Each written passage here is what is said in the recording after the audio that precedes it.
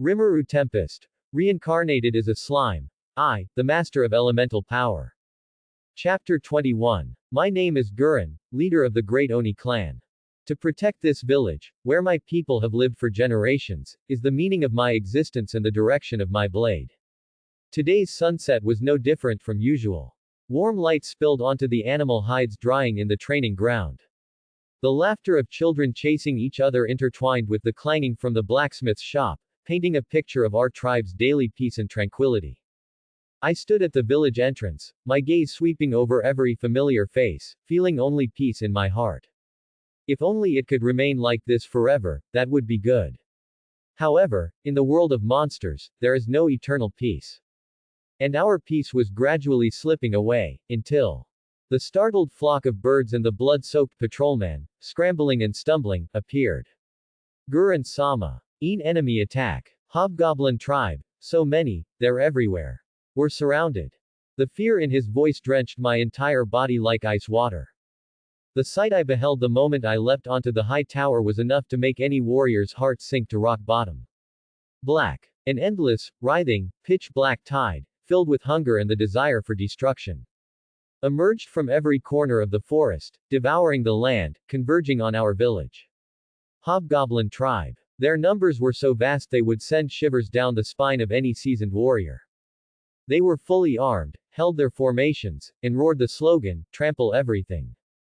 The village was instantly engulfed in panic. Women clutched their children tightly, and while surprise flashed across the warriors' faces, it was quickly replaced by a fierce determination to fight to the death. I cannot falter. I absolutely cannot falter. Calm down. My voice had to be like a rock, overriding all commotion. Non-combatants, retreat immediately into the deepest stone house. All warriors, arm yourselves. Prepare to meet the enemy. The orders were swiftly carried out. Meanwhile, a more brutal plan had already formed in my mind. We must preserve the embers. The finest young people of our tribe must not all be buried here. My gaze quickly locked onto that silent yet swift figure. He knelt before me on one knee, his eyes as sharp as ever. You bear the last hope of our tribe. Lead the young master, the princess, and those few young warriors, and leave through the secret passage. Go west, and seek out Charlotte Tempest. Tell her everything that has happened here, and beg for her assistance. This is my final, and most important, command to you. Father. Let me stay and fight. My youngest son, always so impulsive and passionate. How could I not know his reluctance to abandon our home? But precisely for that reason, I had to make him leave. Silence. To survive and become stronger is what you must do now. My rebuke had to be cold, had to cut through his hesitation. Watching him forcefully pull away my still struggling son and my daughter, whose eyes were filled with tears yet tried to remain strong, my heart felt torn. Fortunately, my eldest son had not yet returned from his distant mercenary mission. At least, he had escaped this certain death. May he be safe. Having sent away our future hope, I had no other distractions. I turned to face the black tide of death. The air was heavy as if filled with lead, the scent of blood had already begun to spread. I had to buy time. For their retreat, and for reorganizing the village's defenses. I saw it. Among that horde of ugly monsters, the tallest and most malevolent one. The general of the hobgoblin army. Good. I stepped out of the fence alone, my katana humming softly in my hand. Infusing it with magic essence, I challenged him, leader of the hobgoblin tribe. Do you dare to duel me, Gurren, leader of the Great Oni clan, for victory and defeat? The victor earns glory, the defeated offers their head. The massive monster let out a dull chuckle and stepped out of the army formation with earth-shaking strides. He accepted. Good. No wasted words, only slaughter.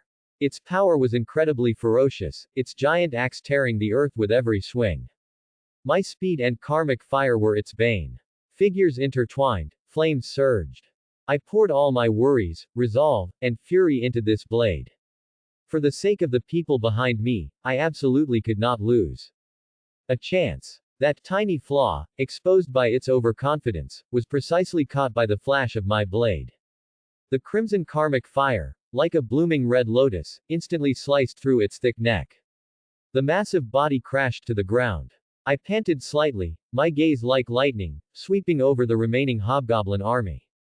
The general was dead. Normally, however, all I saw were countless pairs of numb, hungry, unwavering crimson eyes. They didn't even show the slightest confusion at their leader's death. Pausing for just a moment before, as if lashed by an invisible whip, they let out an even more frenzied roar and surged forward like a tide once more. Indeed, no honor at all, just beasts driven by hunger, are they? No, perhaps what drove them was something deeper, more terrifying. My heart sank. But my will burned even brighter. Warriors of our tribe. I raised my blade, burning with karmic fire, my voice resounding across the battlefield. Behind us is our home, our parents, wives, and children. There is no retreat. Only a fight to the death. Let these ugly invaders witness the soul of our ogre tribe.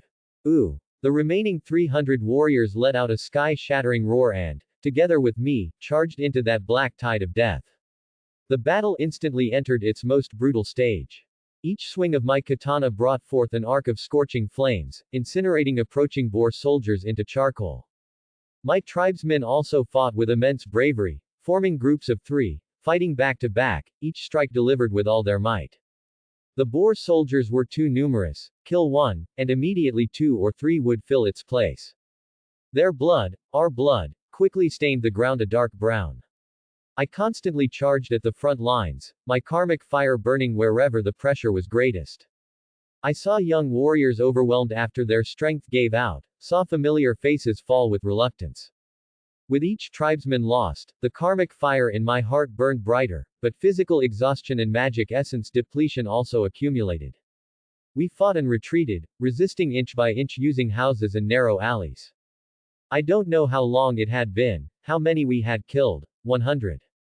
500. 5,000. The numbers had lost all meaning. We were forced to retreat to the village's core stone house district. Looking around, of the 300 brave warriors, fewer than 150 could still stand. Everyone was wounded, covered in blood, breathing heavily like bellows. Yet the enemy's numbers seemed to have never dwindled.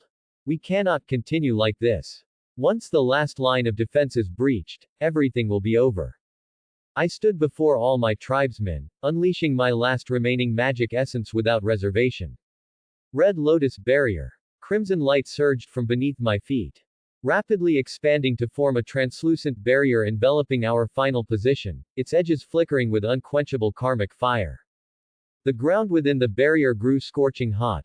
Any boar soldiers who stepped inside let out piercing screams, their speed drastically reduced. The warriors inside the barrier were covered with a faint red glow. Their eyes sharpened again, and their wounds seemed to ache less. Hold this barrier. My voice was somewhat hoarse from the rapid consumption of magic essence, but still firm. Until the very last moment. We relied on the barrier, making our final stand. I stood at the very front, no longer pursuing elaborate slashes, but blocking and cutting in the most concise, energy-saving way, repelling all enemies attempting to breach the barrier. Each impact dimmed the barrier's light a little, and my body grew heavier. Fatigue, like a cold tide, tried to drown my consciousness. My magic essence was almost depleted. My vision began to blur, and the shouts of battle in my ears seemed distant. Was this the end? No. I cannot fall yet. Beside me were warriors who feared no death. Behind me were the families they would die to protect. My consciousness was about to be swallowed by darkness, and the barrier's light flickered, about to extinguish. A thunderbolt that tore through the heavens, accompanied by a sharp and powerful wolf howl, descended upon the battlefield like a divine oracle. What was that? I forced my heavy eyelids open, looking towards the turbulent enemy flank. Dust rose sky high, and violent wind blades and lightning exploded within the hobgoblin tribe army. A cavalry unit, never before seen, riding giant wolves, fiercely charged into the enemy formation with unmatched momentum. The leading giant wolf was exceptionally majestic, and the figure standing on its back. Light blue hair danced in the surging magic essence, an unparalleled face bore an inhuman sternness. And the power of lightning and wind, chilling to the heart, swirled around her. It was her. The karmic fire barrier finally completely dissipated at that moment. But I felt a relaxation I had never experienced before. The figure on the wolf's back gazed across the chaotic battlefield, her eyes landing precisely on me. Her clear, yet strangely soothing voice, distinctly reached my ears. I'm sorry, Gurren, I'm late. From now on, leave it to me. Hey. Finally, have I waited for it? Before my consciousness completely plunged into darkness, my only thought was, my tribesmen, they can live now. Boom. A deafening roar of thunder, not from the battlefield, exploded. Immediately after, countless howling wind blades shrieked through the air. And a wolf's howl, full of wildness and power, pierced through the chaotic battlefield. On the flank of the battlefield, the despairingly dense formation of the hobgoblin tribe was torn open as if by an invisible giant hand. Smoke mixed with torn limbs shot into the sky, while black lightning and violent wind blades raged within. What was that? The surviving ogre tribe warriors could barely believe their eyes. They saw a never-before-seen wolf cavalry, like a dark steel torrent, charging into the battlefield with an unstoppable momentum. They rode not ordinary monsters, but gigantic wolves with massive bodies, deep fur, and claws and teeth wreathed in wind pressure. The goblin riders on the wolves' backs, though small, were exceptionally tough, their weapons gleaming with deadly cold light. The leading giant wolf was particularly magnificent, almost twice the size of its kin. With a strand of silver fur on its forehead like moonlight. It howled to the sky, its sound waves imbued with the majesty of a king and commands for slaughter.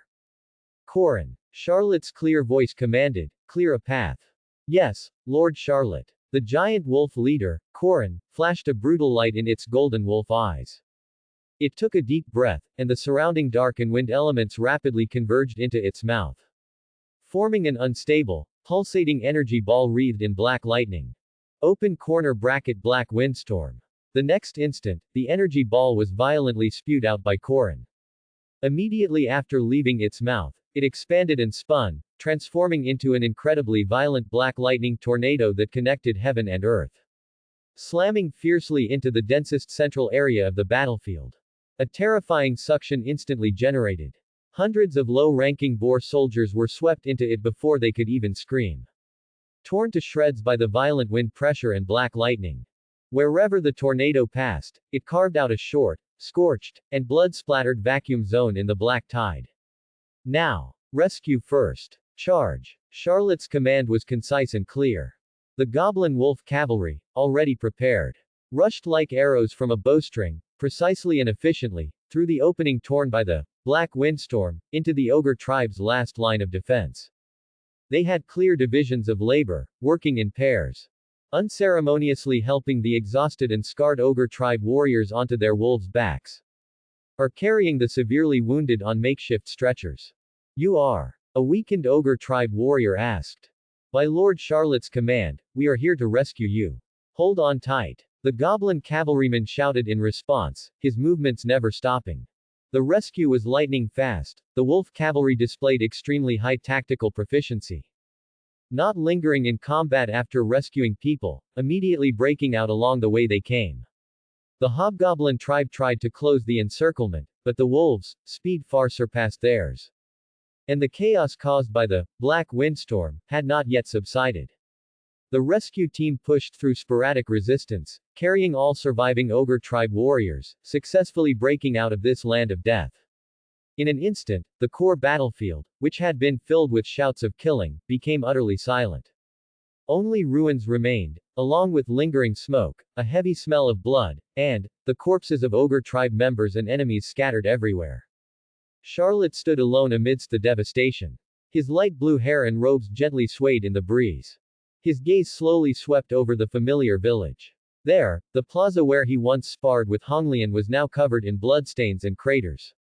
There, the house where the adorable pink-haired girl joyfully handed him freshly roasted meat was now only broken walls. There, the training ground where the young ogre lord defiantly challenged him again and again was now littered with broken weapons. The short stay of more than 10 days, those everyday, warm, and lively fragments of memory, now surged into his mind like a tide, overlapping with the silence and destruction before his eyes, allowing an indescribable cold emotion to settle deep within his golden dragon eyes. He slowly turned around. Ahead, the boundless hobgoblin army, after a brief moment of confusion, once again noticed the only remaining prey in this area. Their scarlet eyes locked onto the solitary blue figure. And like a black tide, they let out low roars and began to close in step by step. The oppressive feeling created by nearly 12,000 monsters was enough to cause any living creature to mentally collapse. But Charlotte's face showed no expression. No fear, no anger, not even disgust. Only a pure, merciless gaze, as if looking down on ants. He raised his hand, pointing it at the hobgoblin army ahead. Then, with him at the center, consuming a vast amount of magic essence within his body. The air temperature sharply soared, and space began to distort due to the immense energy, refracting a scorching halo. A gigantic, complex magic circle, burning with destructive runes, unfolded simultaneously beneath his feet and above his head. Its scale and the power it contained had already surpassed the realm of conventional magic, reaching another dimension. This was not any known magic of this world. Its power was comparable to the forbidden force known as super-tier magic in another realm. His lips parted slightly, uttering the incantation that declared the end. Open corner bracket Hellstorm. The next moment, the sky changed. Countless meteors burning with black flames rained down from cracks in the firmament.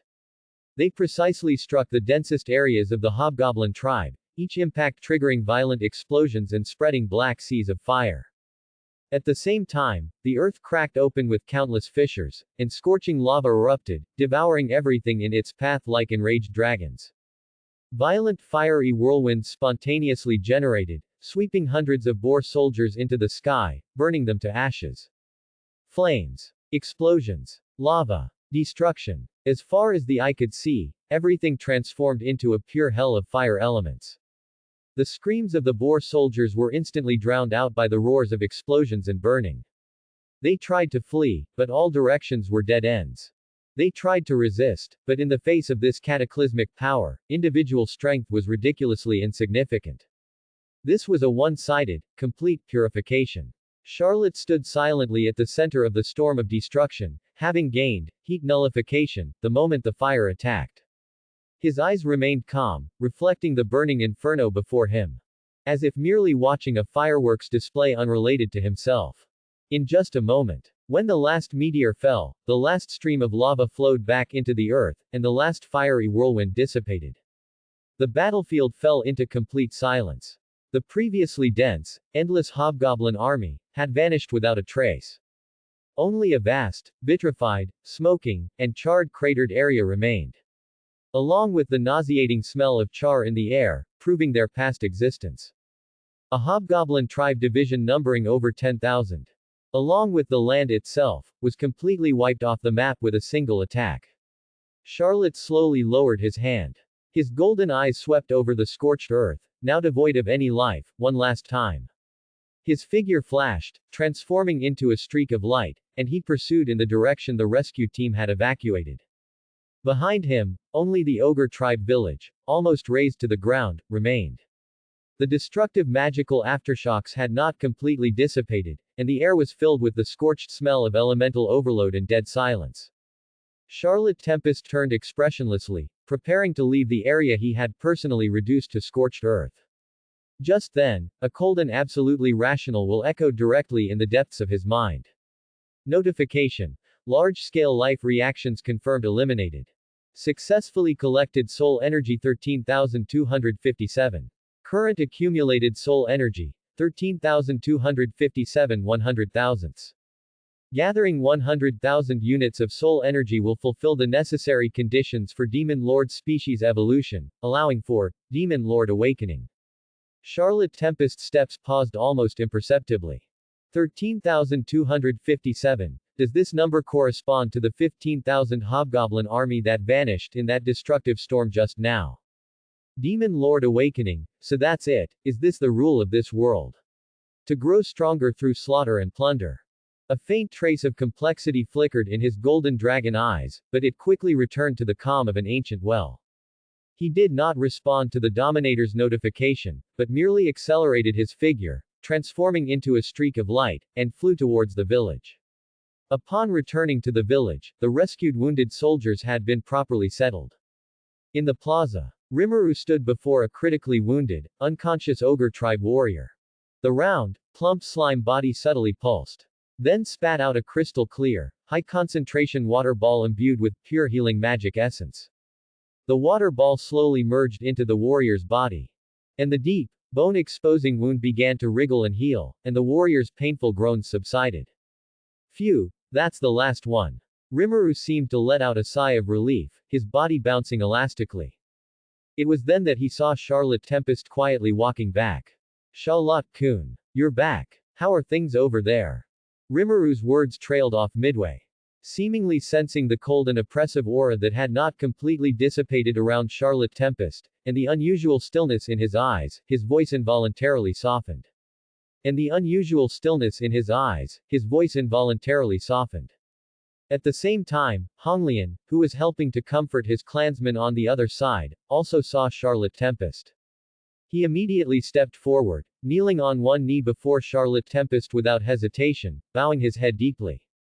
Immediately after, all the surviving ogre tribe members who could move, regardless of the severity of their injuries, struggled to either kneel or prostrate themselves, offering their highest respect and gratitude to their savior, Lord Charlotte Tempest. Honglian's voice was hoarse with the aftermath of survival, yet filled with immense sincerity. This kindness, my ogre tribe, no, all of us ogre, will never forget it for all eternity. Thank you for your swift assistance. Thank you for saving our last remaining clansman. Charlotte Tempest looked at the kneeling figures before him, his gaze lingering on Honglian for a moment. He merely nodded slightly, his voice devoid of discernible emotion. It's good that you're alive. After speaking, he said no more to Rimuru, nor did he accept any more words of gratitude. He walked directly through the crowd and headed towards his temporary dwelling. Leaving Rimuru and Honglian somewhat bewildered in their places. He returned to his room alone and closed the door. The outside world seemed to be cut off. He walked to the window, looking out at the increasingly busy village, which was beginning to clean up the aftermath of the battle, but his eyes were somewhat vacant. What I did, was it truly correct? If I hadn't hesitated then, and had directly accepted Honglian and the others' initial pledge of loyalty, and allowed them to move in earlier, would today's tragedy not have happened? Would those ogres not have had to sacrifice themselves? To kill for rescue, to strip away tens of thousands of lives at once? Even if they were enemies, is this the price that must be paid to gain power? How should I walk the path ahead? Just constantly grow stronger, and then get caught up in more slaughter. A sense of confusion, like a delicate spider web, quietly entangled his heart. He didn't even realize what kind of sight his slightly furrowed brows, carrying a hint of vulnerability and perplexity, would be in the eyes of others. Haishu tilde. A soft, faint sound interrupted Charlotte Tempest's thoughts. He looked down, only to see a blue slime, squeezing in from under the door crack. Bouncing elastically twice on the ground and then trying to look up, though it had no obvious head or tail. Looking at him, it was Rimuru. The slime's body surface rippled, emitting Rimuru's unique, concerned voice. Charlotte-kun. Are you alright? I feel like ever since you came back, you seem a little, well, sad. Charlotte Tempest was silent for a moment, then said softly. I'm fine. Really? Rimuru bounced a little closer. Although I don't know exactly what happened, but, if you have any worries, you can always tell me. I might not be able to help, but at least I can be a listener. We are friends, right? Although I might not be able to help, but at least I can be a listener. We are friends, right? The soft, jelly-like blue body swayed, conveying an unreserved, clumsy concern. Looking at Rimuru like this, the cold confusion in Charlotte Tempest's heart seemed to be infused with a trace of warmth. His lips curved into an almost imperceptible smile. Thank you, Rimuru. It's good that you're alright. I'll go help them distribute supplies now. Rimuru seemed relieved, and bounced out through the door crack again. The room returned to quiet, but the heavy atmosphere seemed to have significantly lightened. Charlotte Tempest took a deep breath, walked out of the room, and strolled to the edge of the village. The setting sun painted the sky a warm orange-red, just like that day. He saw Honglian leaning alone against a large tree, gazing at the setting sun in the distance. The lines of his profile appearing resolute yet tinged with weariness in the afterglow. His wounds had been treated, but the sense of vicissitude from surviving a deadly battle could not be easily erased. Charlotte Tempest walked over slowly. He stood beside Honglian, unsure how to speak. Comfort. Apology. Or, seemingly sensing his arrival, and the silent hesitation, Honglian spoke first. His voice was calm and steady, and he didn't look at Charlotte Tempest, still gazing at the setting sun. Lord Charlotte Tempest, you seem to have something on your mind. Honglian paused, as if he had already seen through Charlotte Tempest's confusion. Are you feeling guilty for annihilating those Hobgoblin tribe members today, or for the disaster our tribe faced? Charlotte Tempest was slightly startled, but did not answer. Honglian continued slowly, his tone carrying the unique magnanimity and clarity of a battle-hardened warrior. Please don't be like that.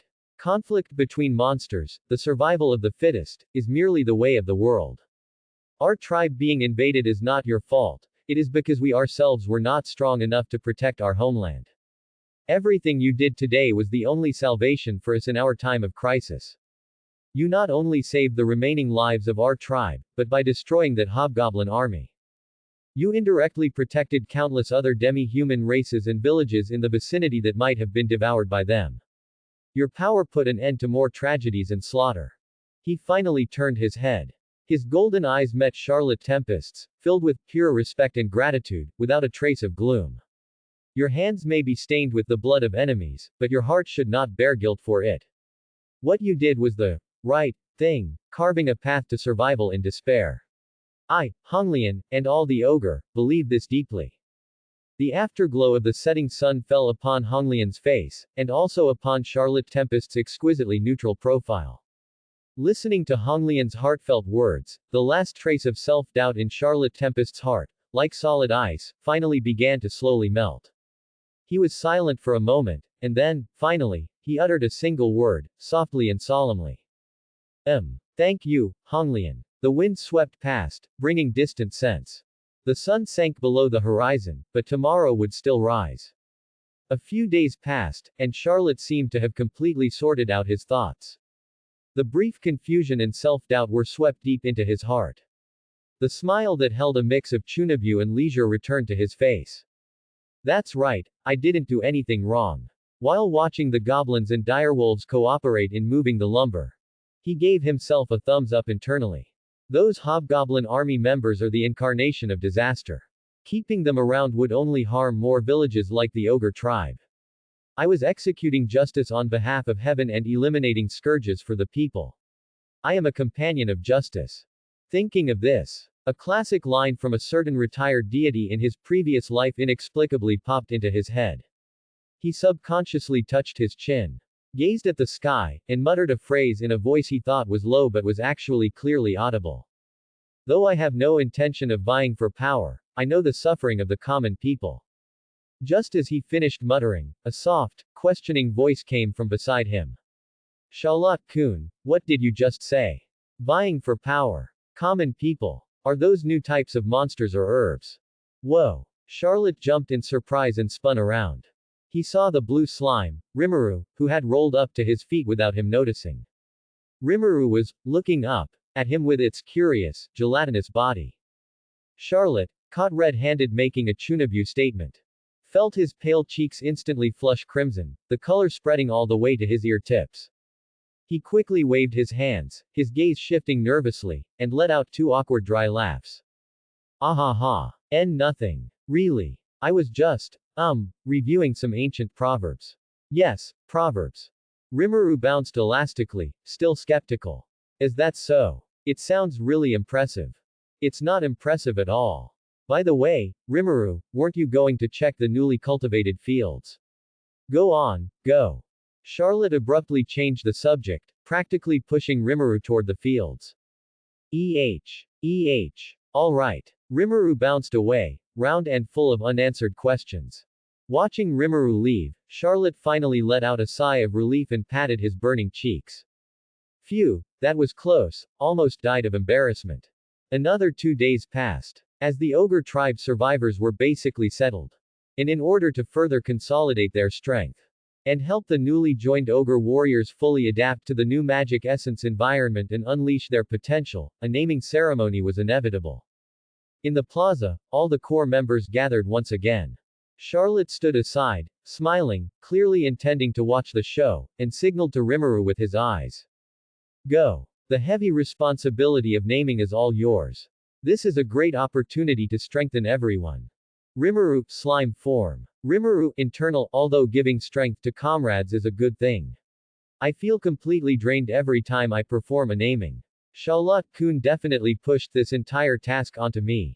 He first cast his gaze toward the youth with red hair and golden eyes, who shone like a blazing flame even when standing still. Son of the Crimson Lotus, you have inherited your father's flame and will. Rimuru's voice was solemn and clear. You shall be named Benimaru. A torrent of vast magic essence instantly surged into Benimaru's body. Wrapped in light, his physique seemed to become more robust and refined. His crimson short hair became even more vividly dazzling, like burning flames.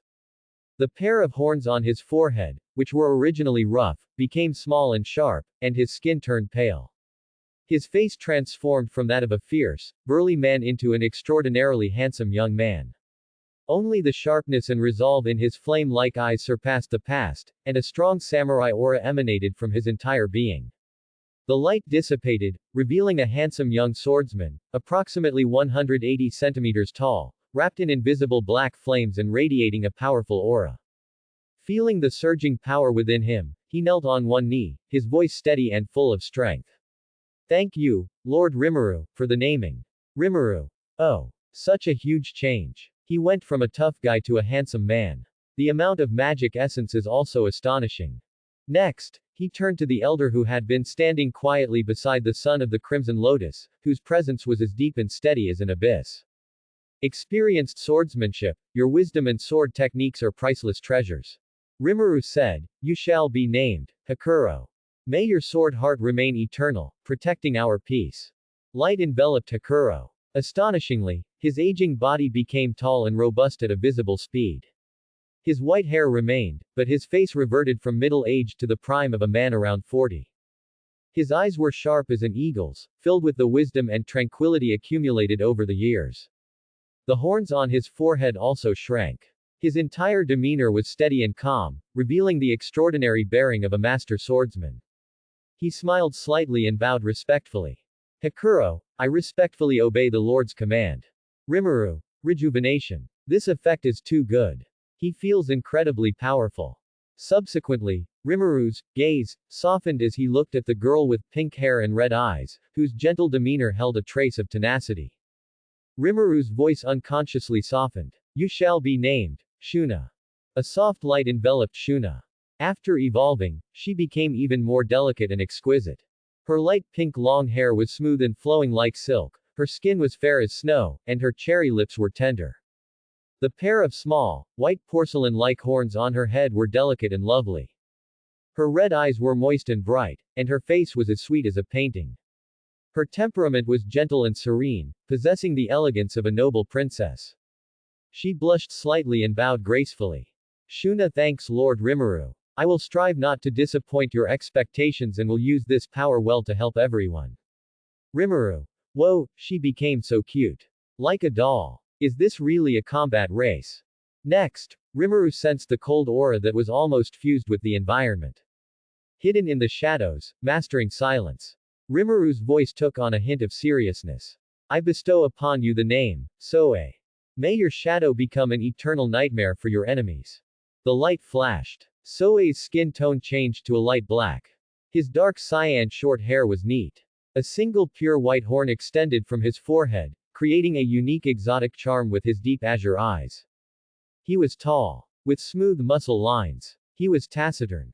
His demeanor cold and mysterious like ice, as if he could merge into the shadows at any moment. He knelt on one knee, his movements silent and imperceptible. Soe, I accept the command. I will certainly clear all obstacles from the Lord's path. Rimuru. So cool. Full ninja style. Extremely low presence. Then, Rimuru looked at the burly man who had been watching him with eager, somewhat excited and simple eyes.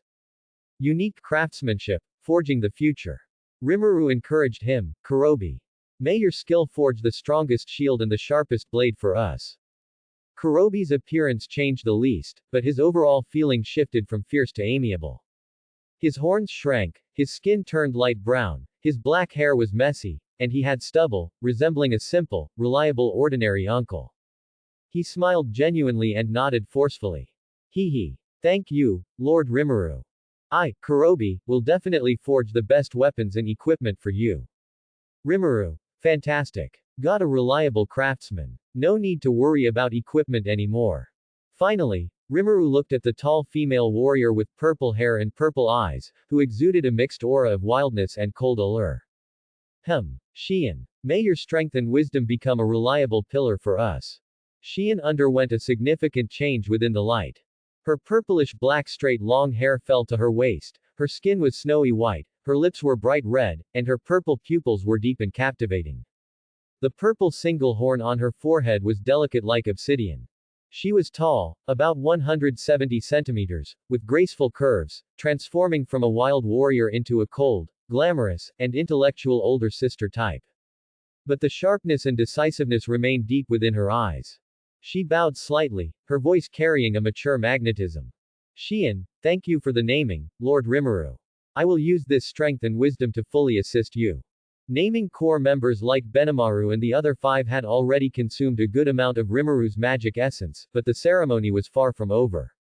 In the plaza, there were still over 150 ogre tribe survivors who had been rescued from the catastrophe, watching him eagerly.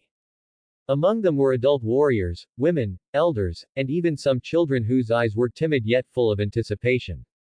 Rimuru's slime form trembled slightly. No way, there are still so many. Charlotte quietly encouraged him from the side using thought communication. Keep it up, Rimuru. This is a great chance to quickly boost the overall fighting strength. The capable should take on more work. Rimuru wailed internally. Charlotte-kun, you say that so easily. This is exhausting. But looking at the survivors' eyes, filled with yearning for power and new life. Rimuru still bit the bullet and continued. You shall be named Swiftwind. You shall be named. You. The following process became rapid and, slightly formulaic. Rimuru's voice was still solemn, but his pace clearly accelerated, and the bestowed names began to lean toward being simple and easy to remember. They were even a bit improvised. Seeing someone with slightly red hair, he named them, Red Hair. Seeing someone who ran fast, he named them, Gale. Lights shone one after another, and the surviving ogre tribe members continuously underwent evolution. Their physiques became more balanced and refined, their horns became smaller and more delicate, and their magic essence levels steadily increased. Although far less exaggerated than Benimaru and the others, they collectively stepped into a new level. Men, women, young and old, one after another. Rimuru felt like a naming machine on an assembly line, with the magic essence inside him pouring out at an unprecedented speed. After the very last old woman also received a new name with tears of joy. Ois. Tear. Tilde. Can't go on. Rimuru's slime body completely lost its elasticity, like a blue sponge that had been squeezed dry of water. It fell flat onto the ground with a patta sound, too soft to even wiggle. Naming over 100 naturally talented ogre tribe members at once consumed far more magic essence than any previous time. I can't, there's not a drop left. I feel completely hollowed out. Rimuru barely had the strength left to complain internally. All members of the ogre tribe evolved into ogres. Well done, Rimuru. Now we possess an incredible ogre legion. Ogre tribe to ogre. Average disaster rank, B to A. Average existence value, 7,468 to 68700. Seeing this, Charlotte put away his spectator's expression. He deliberately put on a helpless look, spread his hands, smiled, and walked forward. Honestly, I knew you'd push yourself until the end. He squatted down and poked the blue jelly lying limp on the ground with his finger. Hey, Rimuru, are you still alive? Rimuru responded with a faint, elastic ripple. Alright, I know you worked hard. You really are hopeless. Saying this, he extended his hand and gently pressed it onto Rimuru's slime body. A vast amount of magic essence, like a gentle warm current, slowly flowed from Charlotte's palm into Rimuru's nearly depleted body. HNG tilde. Rimuru let out a comfortable moan. His flaccid body visibly regained its bouncy plumpness. and its blue luster returned to its vibrant state. Saved. Charlotte-kun is reliable after all. This magic essence, the quality is really high. However, Rimuru's predation instinct, once activated, seemed unable to stop. He subconsciously began actively, and more greedily, absorbing the magic essence transferred by Charlotte. As if trying to recover the previous expenditure with interest. Charlotte felt his own magic essence rapidly draining away. Hey, Rimuru. Enough is enough. This isn't just replenishment. This is draining. Let go quickly. I'm going to be drained dry by you too. Charlotte tried to pull his hand back, but found Rimuru was unconsciously sucking tightly. A few minutes later, Rimuru was refreshed, round, and plump. Complete revival. I'm alive again. Thank you, Charlotte-kun. You are truly my savior. Huh. Charlotte-kun, what's wrong? Charlotte, standing nearby, looked slightly paler than usual. His steps were a bit unsteady, and he was holding his forehead. Looking at him with an expression mixed with helplessness, indulgence, and a slight hint of kidney deficiency, magic essence depletion. It's nothing. Charlotte waved his hand weakly. It's good that you've recovered your vitality. Next time remember to control the amount yourself. This guy replenishes magic essence like he's committing robbery. The morning sun shone on the goblin village square, illuminating a somewhat peculiar sight. A plump, round blue slime was passively suspended about half a meter off the ground. While a dragon with an elegant physique and scales shimmering with an ice blue luster was lazily coiled above the slime. From a certain angle, this combination indeed looked a bit like a dragon-slime combo, true to its name. Whoa. It's flying. It's really flying. Charlotte-kun is amazing. Rimuru excitedly wiggled, feeling the gentle yet steady wind pressure supporting him. Charlotte, in dragon form, coiled above, yawned, her golden dragon eyes half closed, responding lazily through telepathy. I told you it was simple, just lifting you with wind elements. But Charlotte, why do you insist on flying in this manner? It feels a bit strange. HMPH, what's wrong? You asked for this. Didn't I let you experience the feeling of flying? If you don't want to, I can put you down, you know. Alright, whatever makes you happy. At this moment, the great sage's voice echoed in Rimuru's mind. Solution, flight can be achieved by mimicking bat wings. The dragon slime combo slowly drifted across the square, heading towards the newly built restaurant under the strange gazes of the other monsters. The newly built restaurant was spacious and bright, with a large round table in the center, big enough to seat over a dozen people. At this moment, Hakuro and Benimaru were already seated at the table. Hakuro sat upright, holding a steaming cup of tea, slowly savoring it, his expression as composed as ever. Benimaru, on the other hand, seemed a bit bored, his fingers gently tapping the tabletop. His crimson eyes occasionally glanced towards the kitchen, clearly waiting for his sister Shuna's delicious breakfast for the day. He didn't notice that the busy figure in the kitchen today seemed a bit more forceful than usual. Just then, the dragon slime combo floated in through the doorway, swaying gently. Oh my, Lord Rimuru, Lord Charlotte, good morning. Hakuro put down his teacup and smiled as he greeted the two leaders, seemingly unfazed by their peculiar entrance. Morning, Hakuro, Benimaru. Rimuru was the first to speak, his voice tinged with a smile. Morning. Charlotte responded lazily. Lord Rimuru, Lord Charlotte. Are you here for a meal too? Benimaru's gaze curiously circled the peculiar flying duo. Sort of. But today, Shion said she wanted to personally cook a grand meal for us to express her gratitude, and insisted we come to taste it. PFF'd. No sooner had Rimuru finished speaking than Hakuro, who had been calmly drinking tea, suddenly spat out a mouthful of tea. Fortunately, he reacted quickly, turning his head and spraying it all over Benimaru's face. He coughed violently, a rare look of panic appearing on his usually placid face. On the other side, Benimaru's anticipation instantly froze, then turned visibly pale at a speed perceptible to the naked eye. Fine beads of cold sweat even seeped from his forehead. His finger, which had been tapping the table, abruptly stopped, and he froze in place as if struck by lightning. Hakuro finally stopped coughing, wiped his mouth with his sleeve, and stood up, feigning composure. Cough, cough, cough. This old man suddenly remembered that today's sword practice with his disciples is not yet complete, so I'm afraid I cannot. Benimaru also jumped up, speaking rapidly. Me, too. Father's patrol mission hasn't started yet. I need to assemble the team immediately. The two exchanged a knowing glance, filled with despair and a will to survive, and turned to make their escape. However, it was already too late. The kitchen curtain was suddenly flung open. Thanks for waiting tilde. Here comes Xian's special super luxurious surprise feast filled with love tilde. Hikuro and Benimaru's pitiful will to survive was completely crushed the moment Xian appeared, holding a tray. The two slowly turned around, forcing stiff smiles onto their faces. Hikuro hurriedly raised his empty teacup, attempting a last struggle. Ah, cough cough. This old man appreciates Xian's kind intentions. It's just that this old man is accustomed to a light breakfast, and this one cup is enough. This lavish feast is truly. Benimaru also quickly rubbed his stomach, his eyes darting around as he tried to argue. That's right, that's right. I'm actually not hungry at all right now. Really. No appetite whatsoever. However, before he could finish his sentence, an extremely loud and prolonged rumble tilde tilde tilde tilde emanated from his abdomen.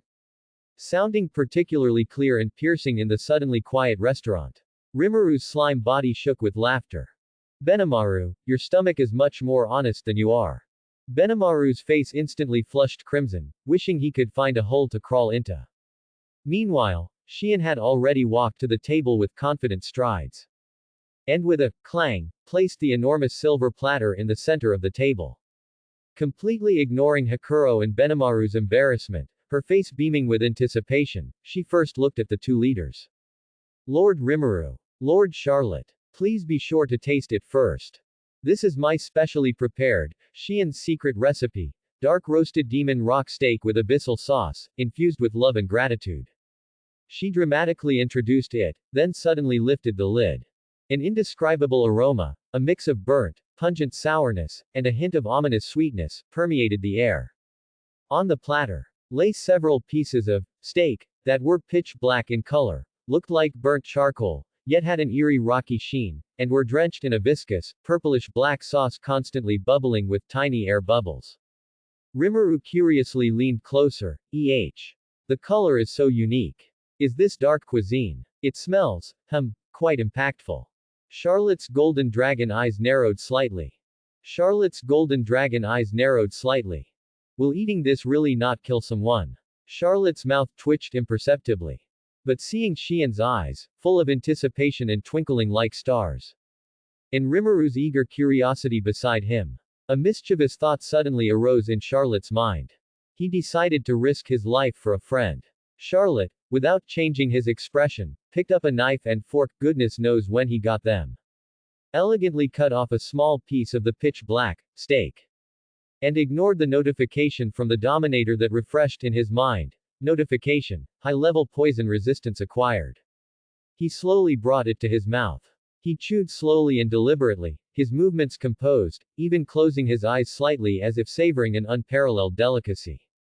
A moment later, he opened his eyes and gave Xian an appreciative, faint smile. The taste is very unique, with rich layers of texture. Xian, you have the potential to become a culinary master. Xian instantly beamed with joy, her cheeks flushing. Really? I'm so glad Lord Charlotte likes it. Rimuru, seeing that Charlotte said it was delicious, immediately lowered his guard a little. Although the appearance is strange, Charlotte-kun says it's delicious, so it should, probably be fine. I'll try some too. Rimuru also transformed into his human form, extending his small hand, ready to get a piece to taste. Lord Rimuru. Good morning. What's for breakfast today? A vibrant voice came from the doorway. It was Gobta, bouncing and grinning foolishly as he ran into the restaurant, clearly drawn by the smell. Rimuru's eyes lit up. He's here. The perfect taste tester. He immediately changed his target, using his hand to maneuver a piece of steak onto a fork. And with lightning speed, shoved it into Gobta's open mouth. Gobta. Perfect timing. Xian's special feast. You get the first bite. Really? Thank you, Lord Rimuru. Gobta was flattered, but before he could finish speaking, the black piece of steak was shoved whole into his mouth. Time seemed to stand still for a second. Gobta chewed twice. The next moment, a piercing scream tore through the restaurant roof. Gobta's entire face instantly turned purplish black, his eyes wide like copper bells, his ears perked up like. He clutched his throat desperately with both hands, his body twitching violently. White foam uncontrollably gushing from the corners of his mouth, his legs gave out. And with a thud, he fell stiffly to the ground, his limbs still twitching unconsciously. It looked like he was exhaling more than inhaling. A deathly silence fell over the restaurant. Rimuru slowly turned his body, looking at the calm and collected Charlotte next to him with an extremely kind gaze. Rimuru slowly turned his body, looking at the calm and collected Charlotte next to him with an extremely kind gaze. Shallow tte-kun. Rimuru's voice was sickeningly sweet, yet filled with a dark aura. What did you just say? Rimuru added a slight lilt to his voice, sounding like a girl next door. Can you explain, big brother Charlotte? Charlotte turned his head, whistling as he gazed at the sky, looking completely unconcerned. Oh, little brother, you ruined my fun. Just you wait. Hakuro and Benimaru looked at Gobta's fallen form with expressions of silent mourning. And Shion, looking at Gobta on the ground, foaming at the mouth and seemingly on the verge of death. Then at Rimuru's darkened expression and Charlotte's whistling. Large beads of cold sweat trickled down her forehead, and she instinctively took a step back. I guess. I messed up again. Under Rimuru's kind gaze and Charlotte's silent, gazing at the sky. Shion looked at Gobta, who was foaming at the mouth on the floor, and finally realized she had caused another major disaster. The confident smile on her face completely crumbled, replaced by extreme panic and guilt. I am terribly sorry. Lord Rimuru. Lord Charlotte. I will go and research the recipe again immediately. I will definitely create a truly delicious dish. Shion finished speaking almost tearfully, then ripped off her apron. And bolted out of the dining hall as if fleeing a crime scene. Seemingly planning to go to some remote mountain or culinary hell to hone her cooking skills. A strange silence permeated the dining hall. Mixed with the pungent residual smell of that plate of dark cuisine, and the faint black smoke rising from Gobta's body. Just at this incredibly awkward moment. Thank you all for waiting. A voice, gentle as water and seemingly capable of washing away all impurities, came from the kitchen entrance. Everyone looked over and saw Shuna holding a slightly smaller but equally exquisite tray. Walking out lightly with a gentle, slightly helpless smile on her face. She seemed to have anticipated this outcome and had prepared the real breakfast in advance. On the tray were perfectly baked, fluffy breads that smelled of wheat and honey sweetness. Golden brown, sizzling sausages and sunny side-up eggs. And a bowl of fresh, crisp vegetable salad. Simple, yet radiating an incredibly tempting and reassuring warm aroma. Shuna. Benimaru cried out, practically in tears, as if seeing a savior. Rimuru and Charlotte's eyes simultaneously lit up. The previous tension and bizarre atmosphere instantly dispersed by the aroma of this genuine feast. Hakuro finally put down his cup of tea that had nearly served as a shield. Revealing a truly relieved and expectant smile as he calmly sat back down. Heh, Princess Shuna is reliable after all. And just then, Gobta, who had been lying, peacefully, on the ground with his body blackened, suddenly had his nostrils twitch violently. So fragrant. Under the astonished gaze of the crowd. The purplish-black color on Gobta's body faded away at a visible speed. He took a few deep breaths, and actually staggered to his feet by himself. He rubbed his eyes, which were still seeing stars, and there was even a bit of foam hanging from the corner of his mouth. But his gaze was completely captivated by the delicious food in Shuna's hands. I think I had a terrible dream. Gobta mumbled groggily. His stomach once again rumbled shamelessly. He completely ignored everything that had just happened. Floating like a sleepwalker to the table and sitting down, staring intently at the bread and sausages. Can we start eating now? The entire room fell silent. Rimuru's slime body stretched out in surprise. Whoa. No way. Gobta, you're fine. You were clearly on the verge of death just now. A faint glow flashed in Charlotte's golden eyes, and the ability of the Dominator silently activated. Notification. Individual, Gobta, successfully resisted the erosion of unknown compound toxic substances and generated corresponding antibodies, acquiring the skill, poison resistance, beginner level. The presumed reason is the activation of his inherent extremely strong environmental adaptability and survival potential during the crisis. Single quote. He actually endured it, purely through talent. And gained poison resistance is a blessing in disguise. Even Charlotte was somewhat surprised.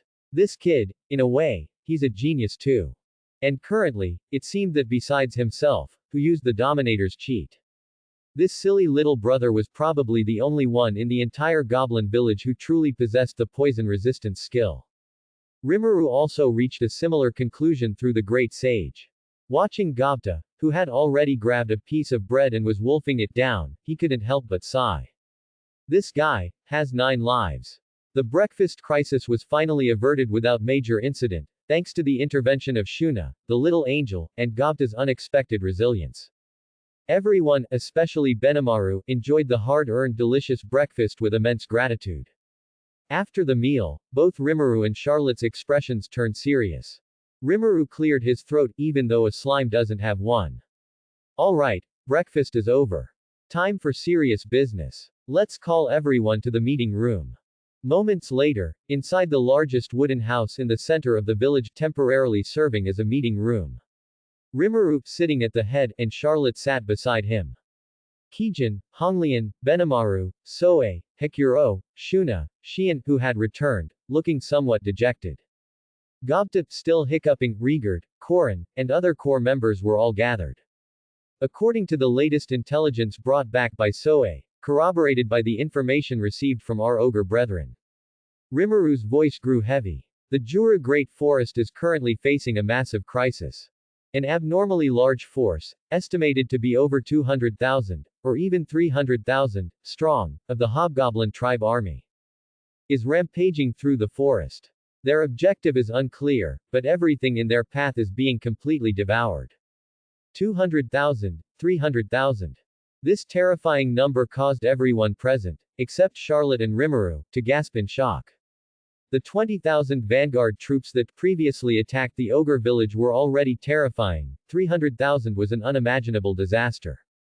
Furthermore, Soe added, his voice as cold as ever.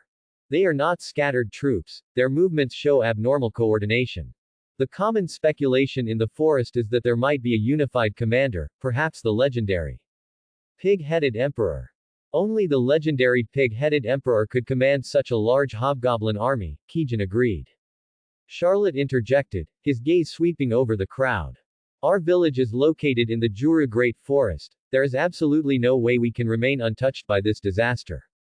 Should we reinforce our defenses and wait and see, attempt a proactive response, or try to contact other potentially surviving forces? We need to discuss a strategy. The atmosphere in the meeting room instantly became heavy. A massive crisis that might concern the survival of the forest and themselves loomed like a dark cloud over everyone's hearts. Halfway through the meeting, while discussing the reinforcement of defenses and scouting range, Soe, who had been silent with his eyes closed, seemingly receiving information, suddenly spoke. Lord Rimuru, Lord Charlotte. One of my clones has sent an urgent message. What is it, Soe? Rimuru asked. The administrator of the Jura Great Forest, Triant Torna, requests to participate in this meeting. She seems to possess important information regarding the Hobgoblin tribe. A Triant. Upon hearing this, Rimuru's slime body slightly brightened. A Triant. Sounds like those beautiful and powerful elf sisters from video games. He agreed almost without thinking, with a hint of anticipation and curiosity. Yes, she can. Almost the instant Rimuru's voice fell. In the empty space in the center of the meeting room, emerald green light gathered out of thin air like fireflies, quickly outlining a tall, graceful female figure. When the light dissipated, a breathtakingly beautiful woman appeared before everyone. She had long, emerald green hair like new leaves, and skin as fair as fresh snow. Pointed ears peeked out from her hair, and her golden eyes held ancient natural wisdom and a hint of worry. She wore a light dress woven from vines and petals, exuding a serene yet powerful natural aura. Rimuru. Wow. She really is an elf sister. Super beautiful. The others present, including Benimaru and Gobta, were stunned for a moment. Shaken by this transcendent beauty. Only Charlotte and Hikuro quickly regained their composure. Triant Torna bowed slightly, her voice ethereal and pleasant, yet carrying an unshakable gravity. Thank you for receiving me, ruler of the Goblin Village, powerful dragon, and everyone present. I apologize for the intrusion, but the situation is truly urgent. Her gaze mainly rested on Rimuru and Charlotte. I am Triant Torna, administrator of the forest. I have come to confirm your recent suspicions and to deliver unfortunate news. She paused, the sorrow in her golden eyes deepening. The pig-headed emperor has indeed been born. It is not a rumor, but the ongoing core of the disaster sweeping across the entire Jura Great Forest. Its dreadful ability, known as the Starving One, is driving the massive hobgoblin tribe army to continuously devour and assimilate all monsters, thereby growing stronger. If this continues, the entire forest ecosystem, and all life within it, will be completely consumed. Trainee raised her head, looking earnestly and firmly at Rimuru and Charlotte. I know this request is extremely presumptuous and difficult to fulfill, but as the guardian of the forest, I must propose this. I am here, representing the will of the Jura Great Forest, to implore the two of you, the powerful dragon and the slime lord who has gained the allegiance of the ogre, to step forward, subjugate the pig-headed emperor, and put an end to this catastrophe. The bombshell news brought by Trainee plunged the meeting room into a brief silence. The existence of the pig-headed emperor was confirmed, and the request for extermination was laid before everyone, escalating the pressure. The ogre leader, Gurren, was the first to break the silence. His rugged brows were tightly furrowed, and he tapped his fingers on the table, raising a crucial point of doubt. Everyone, there's something that concerns me. The Hobgoblin tribe, our tribe has fought them, and we know their true nature. Though their numbers are vast, they are essentially low-level monsters lacking intelligence and organization, usually fighting with claws and rudimentary weapons. He scanned the group, his voice growing heavier. However, this invading hobgoblin army is almost fully armed, with every soldier armored and shield-bearing. Although their weapons are of mixed styles, they are clearly well-made and uniformly distributed. This is definitely not something the mere hobgoblin tribe could achieve on their own. Where did they acquire such a massive amount of equipment? And what power is behind arming them? The dwarf craftsman Kaijin stroked his long beard, nodding in agreement with a solemn expression. Lord Gurren is right. Forging equipment on such a scale requires vast quantities of ore, a huge team of craftsmen, and efficient logistics. This is certainly not something a suddenly appearing, pig-headed emperor could accomplish in a short time. Perhaps only a demon lord could arm an army of 300,000 in such a short period. At this moment, Korin, who had remained silent, also offered his opinion. In other words, we might not just be facing the 300,000 hobgoblin army led by the pig-headed emperor. It might also involve the conspiracy of a certain demon lord. Just then, Benimaru, who had been trying to recall something, looked up. Everyone. Hearing you all speak, I suddenly remembered something. Just a few days before the hobgoblin tribe's army pressed in, a very strange demon indeed visited our village. Everyone's gaze instantly focused on Benimaru. That demon wore a white bird beak mask and called himself Krumit. He directly found me while I was practicing swordsmanship and arrogantly proposed, I can bestow greater power upon your ogre tribe and give you names. But the condition is that you must submit to me and become my subordinates. At the time, we thought he was of unknown origin and spoke presumptuously, so we directly refused him and drove him out of the village. How could our ogre tribe easily submit to such an unknown, secretive fellow? As he was being driven out, he still stubbornly said, You stupid ogres, you will regret this. I will make you pay for your choice today. Benimaru's fists clenched slightly. Now that I think about it, the timing is too coincidental. That strange demon named Krumit. Not long after we refused him, the hobgoblin tribe's army arrived. And their equipment is so unusual. Rimuru spoke thoughtfully. Speaking of which, Rigard, your son who sacrificed himself was, I believe, Yes, Lord Rimuru, my son Rigurd was named by the demon who called himself Krumit. Rimuru immediately turned to the silent Soe. Soe. Immediately deploy all your clones and information network. To prioritize gathering all intelligence related to this, Krumit, this high demon. His origin, affiliated forces, abilities, patterns of action, not a single clue can be missed. Understood. Soe responded curtly, his figure instantly blurring, as if a clone had already quietly departed to execute the order. To address this unprecedented crisis, Rimuru proposed a new approach. Facing an army of 300,000 and a high demon hidden in the shadows, with a suspected demon lord behind them. The strength of our single village might not be enough. A lazy dragon, who had casually annihilated 10,000 hobgoblin soldiers with a single blow, yawned boredly. Lord Rimuru, we could try to form alliances with other forces. Benimaru suggested. This suggestion brought a glimmer of hope to everyone. The dwarf craftsman Kaijin immediately added. Master Rimuru, if we are seeking allies and aid, I do have a suggestion, Dworgen. He continued to explain. Our country's king, King Gazel, is a wise monarch who values integrity. He still maintains a benevolent connection with us, who were exiled as criminals. If we can send an envoy to explain the immense crisis facing the Jura Great Forest, and the possibility of a demon secretly at work.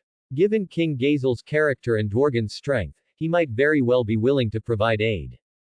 Whether it's weapons and equipment, or even sending out an elite knight order. Knock, knock, knock. A knock sounded at the meeting room door. Come in. Entering was Rigurd's son, the young and capable goblin Rigur. With an excited expression, he quickly walked to Charlotte and Rimuru and bowed. Lord Rimuru. Lord Charlotte. A large group of goblins has arrived outside the village.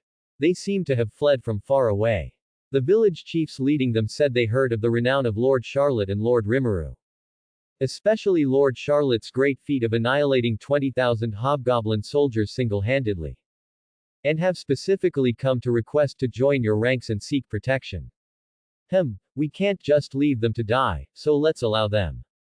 Before Rimuru could finish speaking, Charlotte, who had been idly twirling a strand of hair with his finger, his eyes unfocused and clearly lost in thought, suddenly seemed to be injected with vitality, sitting up straight with a jolt. His golden eyes instantly lit up, though the light looked suspiciously like he had found a perfect excuse. Ah, that's right. Charlotte clapped his hands, interrupting Rimuru with a serious expression. Such a large influx of people means initial settlement and coordination are crucial. Even a slight oversight can easily lead to chaos or even conflict. A person of sufficient standing must personally oversee the matter. He stood up, a heavy expression of, who but I, on his face. Rimuru, you continue to chair the meeting and discuss the larger strategy. This kind of tedious grassroots management work, leave it to me. Rigurd, Korin, you are familiar with the situation, come with me. With that, he didn't give Rimuru a chance to object, turning and swiftly exiting the meeting room. Rimuru's slime body froze in place, his mind frantically complaining, hey. You guy. Normally you're napping under a tree, sunbathing, and won't budge even if called. You get sleepy during meetings about trouble. But now you're snatching up this clearly troublesome task so quickly. You're definitely doing this on purpose, aren't you? You're definitely finding an excuse to sneak away, aren't you? Don't just dump all the troublesome things on me. Despite his frantic internal shouts. Seeing Charlotte's retreating figure already out the door, Rimuru could only swallow his complaints and reluctantly continued to chair the meeting. On the forest path leading to Rimuru and Charlotte's goblin village, a squad composed of over a dozen lizardmen was marching forward. The lizardmen youth leading them, Gabaru, held his head, covered in blue-green scales, high, his chin lifted arrogantly. And his eyes shone with a light that was more arrogance than confidence. Father is far too cautious and weak. Gabaru thought inwardly. They are just a bunch of filthy, stupid hobgoblin tribe members. Their numbers are only slightly larger. And yet he was so scared that he had to ask for help from the weak goblin village that we always look down upon. This truly damages the dignity of us noble lizardmen. When he originally set out, he had maintained a somewhat restrained attitude, bearing a sense of mission from his father's instructions. But he couldn't resist the flattery of the subordinates following him. Lord Gabaru. A lizardman subordinate came closer and said with a face full of admiration. Look at this forest, how peaceful it is under your leadership. That's right, that's right. Another immediately chimed in, his tone exaggerated. As long as Lord Gabaru is here, the hobgoblin tribe is nothing to fear. You casually took down a giant centipede with a single blow just now, you are truly powerful. Gabiru's lips couldn't help but curl up after such praise. And he waved his hand, feigning modesty. HMPH, it was merely an offhand action. A true powerhouse does not flaunt their strength. But his smug expression completely betrayed him. Just then, a subordinate who looked like the biggest blockhead suddenly asked loudly. Lord Gabaru, since you are so powerful and wise, why haven't you inherited the position of chief and become the true king of the lizardmen? If it were you, you would certainly make the lizardmen tribe even stronger. This question acted like the final catalyst, completely igniting the inflated ambition and vanity within Gabaru. He stopped, dramatically tossed his head, thinking he looked very handsome, and announced with extreme confidence. HMPH. A good question. Once the hobgoblin tribe trouble is resolved, I will officially inherit the throne upon my return. And lead the lizardmen tribe toward new glory. Ooh, ooh, ooh. Lord Gabaru. King Gabaru. Gabaru. Gabaru. Gabaru. Gabaru. Gabi. The subordinates immediately clapped their claws in collective frenzy, as if they had rehearsed. Rhythmically chanting his name loudly, stopping only after shouting it 7 or 8 times. Gabaru was intoxicated by this atmosphere of overwhelming support, feeling he had reached the peak of his life. Outside the village, Charlotte had simply and efficiently dealt with the goblin refugee situation, naming several leading village chiefs and assigning them to manage the goblins. Just as Charlotte felt bored and was preparing to find a spot to continue slacking off, he saw that peculiar group of lizardmen, and the leading lizardman walking toward him with his head held high in an arrogant stride. Gabaru walked up to Charlotte, looked down his nose at him, though a lizardman's nostrils are not very noticeable. His tone filled with an inexplicable sense of superiority. It seems you are one of the people in charge of this goblin village. I am Gabaru, son of the lizardmen chief. I have been specially sent by my father to discuss the grand plan of forming an alliance with you all to fight the hobgoblin tribe. He paused, glanced around at the large number of goblins gathered, and curled his lip. HMPH, I didn't expect so many goblins to gather here. It seems you do have some capability. What do you say? An alliance with us noble lizardmen is a rare opportunity for you. Why haven't you gratefully accepted yet? The lizardmen subordinates behind him immediately began whispering among themselves, their voices low but just loud enough to be heard. Hey, Lord Gabaru personally came to discuss the alliance. They must be overjoyed, right? Of course. This was proactively proposed by us noble lizardmen. Look at the one leading them, referring to Charlotte. He looks so soft and delicate, clearly, he can't fight much. He definitely needs our protection. Charlotte internally. Where did this idiot and a bunch of morons come from? I feel like speaking another word to them will lower my IQ. So troublesome, I really want to go back to sleep. There was no ripple in his golden eyes, he didn't even have the slightest desire to acknowledge them. He just wanted to quickly get rid of this sudden annoyance. Thus, Charlotte very simply turned sideways, silently stopping Honglian and Korin, who were about to rush forward and tear them to shreds. Casually pointed towards the largest wooden house, the conference room, in the center of the village, at Gabaru and his group, and said to Rigard in a completely flat tone. Rigard, take this. Charlotte glanced at Gabaru. This, noble, envoy, to the conference room to find Rimuru. Such important, diplomatic affairs must, of course, be decided personally by Lord Rimuru. Having finished speaking, he couldn't even be bothered to look at Gabaru again, as if he had tossed away a hot potato. Turned and strolled away in the opposite direction from the conference room, pondering whether to find a tree for a short nap or go see what new snacks Shuna had made. Perfectly shifted the burden Tilda, Charlotte thought happily. Let Rimuru deal with this clown Tilda. Meanwhile, Gabaru and his group, who had been left behind, were completely unaware that they had been dismissed as a source of trouble. Instead, believing that the other party had been intimidated by his, king's aura, and was obediently taking them to see the supreme leader. HMPH, they know what's good for them. Gabiru adjusted a non-existent tie, puffing out his chest. Let's go. Go meet that leader named Rimuru. Let him witness the bearing of us lizardmen. Yes, Lord Gabiru. The subordinates collectively flattered him again. A storm that was about to erupt in the conference room was casually diverted by Charlotte toward the unsuspecting Rimuru. The conference room door was pushed open again, and Rigard entered, leading Gabiru and several of his lizardmen subordinates. Instantly, all eyes in the conference room focused on these uninvited guests. Gabiru faced the gaze of the powerhouses who had returned, including Honglian, Xian, Benimaru, Soe, Hikuro, and Ranga. Not only did he show no sign of stage fright, but he puffed out his chest even more, acting as if he were the protagonist here. He cleared his throat and began speaking in a tone he believed was charming and majestic but was actually ludicrous. Ahem. Good afternoon, everyone. I am the son of the noble lizardmen chief, the future king of the lizardmen, Lord Gabiru. He placed one hand on his hip and waved the other. I heard that you are discussing the great plan to counter the hobgoblin tribe here, and this king has specially condescended to come and form an alliance with you. This is your supreme honor. Hurry up and kneel in thanks, express your gratitude. He nearly blurted out his inner thought of, kneel in thanks, quickly correcting himself, but his foolish sense of superiority was already completely exposed. The conference room fell silent. Honglian's brow furrowed into a knot.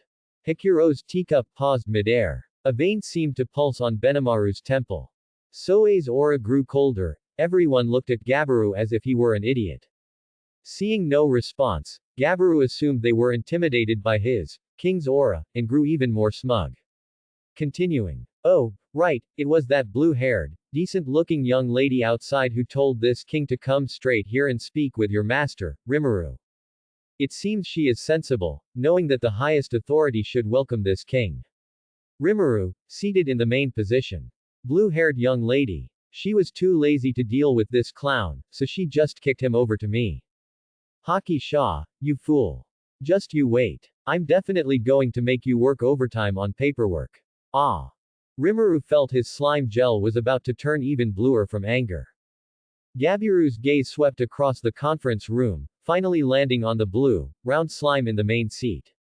He froze for a moment, then burst into exaggerated laughter. Puhahaha. No way. You monsters, who look relatively decent, actually recognize a mere slime as your leader. He pointed at Rimuru and shouted toward Honglian and Korin. Hey, ogre tribe members. And the wolf king over there. Has this slime tricked you with some kind of despicable method? It doesn't matter. This king is here to rescue you now. He abruptly pulled out the trident from his waist and pointed it at Rimuru. Hey, slime. This king formally challenges you now. If I win, you will obediently give up the leader's position. And this king will command the ogre tribe and the direwolf tribe to fight the pig-headed emperor together. Of course, this king will mercifully spare your little life. Well, do you dare to accept? As soon as he said this, the temperature in the conference room instantly plummeted. Insolence. Karmic flames erupted around Honglian with a boom. Ranga could barely resist rushing up to tear him to shreds. Soe's hand was already resting on his arm blades. A vein bulged on Xian's forehead. And Benimaru slowly stood up. The extremely handsome man requested permission from Rimuru in a tone that was incredibly gentle yet spine-chilling. Lord Rimuru, may I slaughter this fellow? Gabiru was startled by the sudden terrifying killing intent, taking half a step back, but he still held firm. HMPH. Trying to use numbers to bully the weak. Just as expected from a despicable slime. Stop, all of you. Rimuru quickly spoke up to stop them. It wasn't that he was worried about Gabiru. But he was afraid Benimaru and the others would actually chop up this envoy on the spot, which would make things completely impossible to explain to the lizardmen. Rimuru quickly thought internally, what should I do? What should I do? We can't actually fight him. We can't kill him, but we can't let him continue spouting nonsense here. I've got it. Rimuru's gaze swept across the conference room, suddenly landing on a green figure in the corner who was sound asleep. even blowing a snot bubble beneath his nose. Gobta. Rimuru immediately had an idea, and he spoke to Gabiru. Ahem, Gabiru, was it? You want to challenge me? Fine. However, according to our rules here, you must first prove you are worthy of challenging me. Win against my chief disciple, first. As he spoke, he spat out a small pebble, which precisely hit and burst Gobta's snot bubble with a pop. Wah. I'm sorry. I wasn't sleeping. I was contemplating strategy. Gobta woke up abruptly, hurriedly standing up and loudly arguing, causing everyone to be speechless. Rimuru. Gobta. Gobta. Yes. Lord Rimuru. I really wasn't sleeping. What's wrong? Rimuru said with a serious tone. Now, here is a chance to prove your strength. This Lord Gabiru of the Lizardmen wants to challenge me. I am sending you as my representative to spar with him. You are only allowed to win, not lose. Gobta looked completely bewildered. Me. Representing Lord Rimuru. Sparring. With that strange-looking lizardman. Gabiru roared furiously. What? Outrageous. To send the weakest goblin to insult this king. Slime, you. Rimuru interrupted him. Win against him, and then you'll be qualified to challenge me. Or are you, afraid of even my disciple? Gabiru. Who's afraid? A fight is a fight. Watch this king finish him in one move. The provoked Gabiru immediately charged at Gobta, who was still in a daze, fiercely thrusting his trident down. He seemed to already see the weak goblin being sent flying by a single blow. However, just as the attack was about to strike Gobta, although Gobta's mind hadn't reacted yet, his body, relying on the instinct developed from constantly being chased and bitten trained by Ranga's direwolf pack, subconsciously unleashed his life-saving divine technique. Shadow movement. Swoosh. Gobta's figure instantly vanished, causing Gabiru's sure hit strike to land on empty air. Where is he? Gabiru was startled. From Gabiru's own shadow, Gobta's figure silently shot out like a ghost. Positioned in Gabiru's absolute blind spot, he half-spun, using the momentum of the rotation, and delivered a simple, yet full-powered spinning kick, smashing hard into Gabiru's undefended back of the head. Bang! A muffled thud.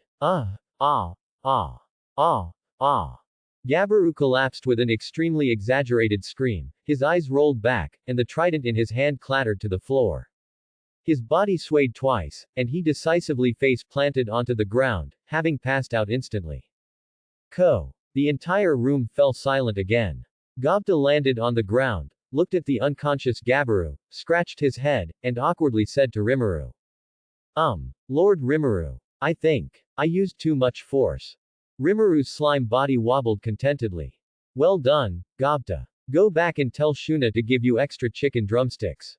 Benimaru clicked his tongue in disappointment. TCH, how dull. Soe silently released his arm blades.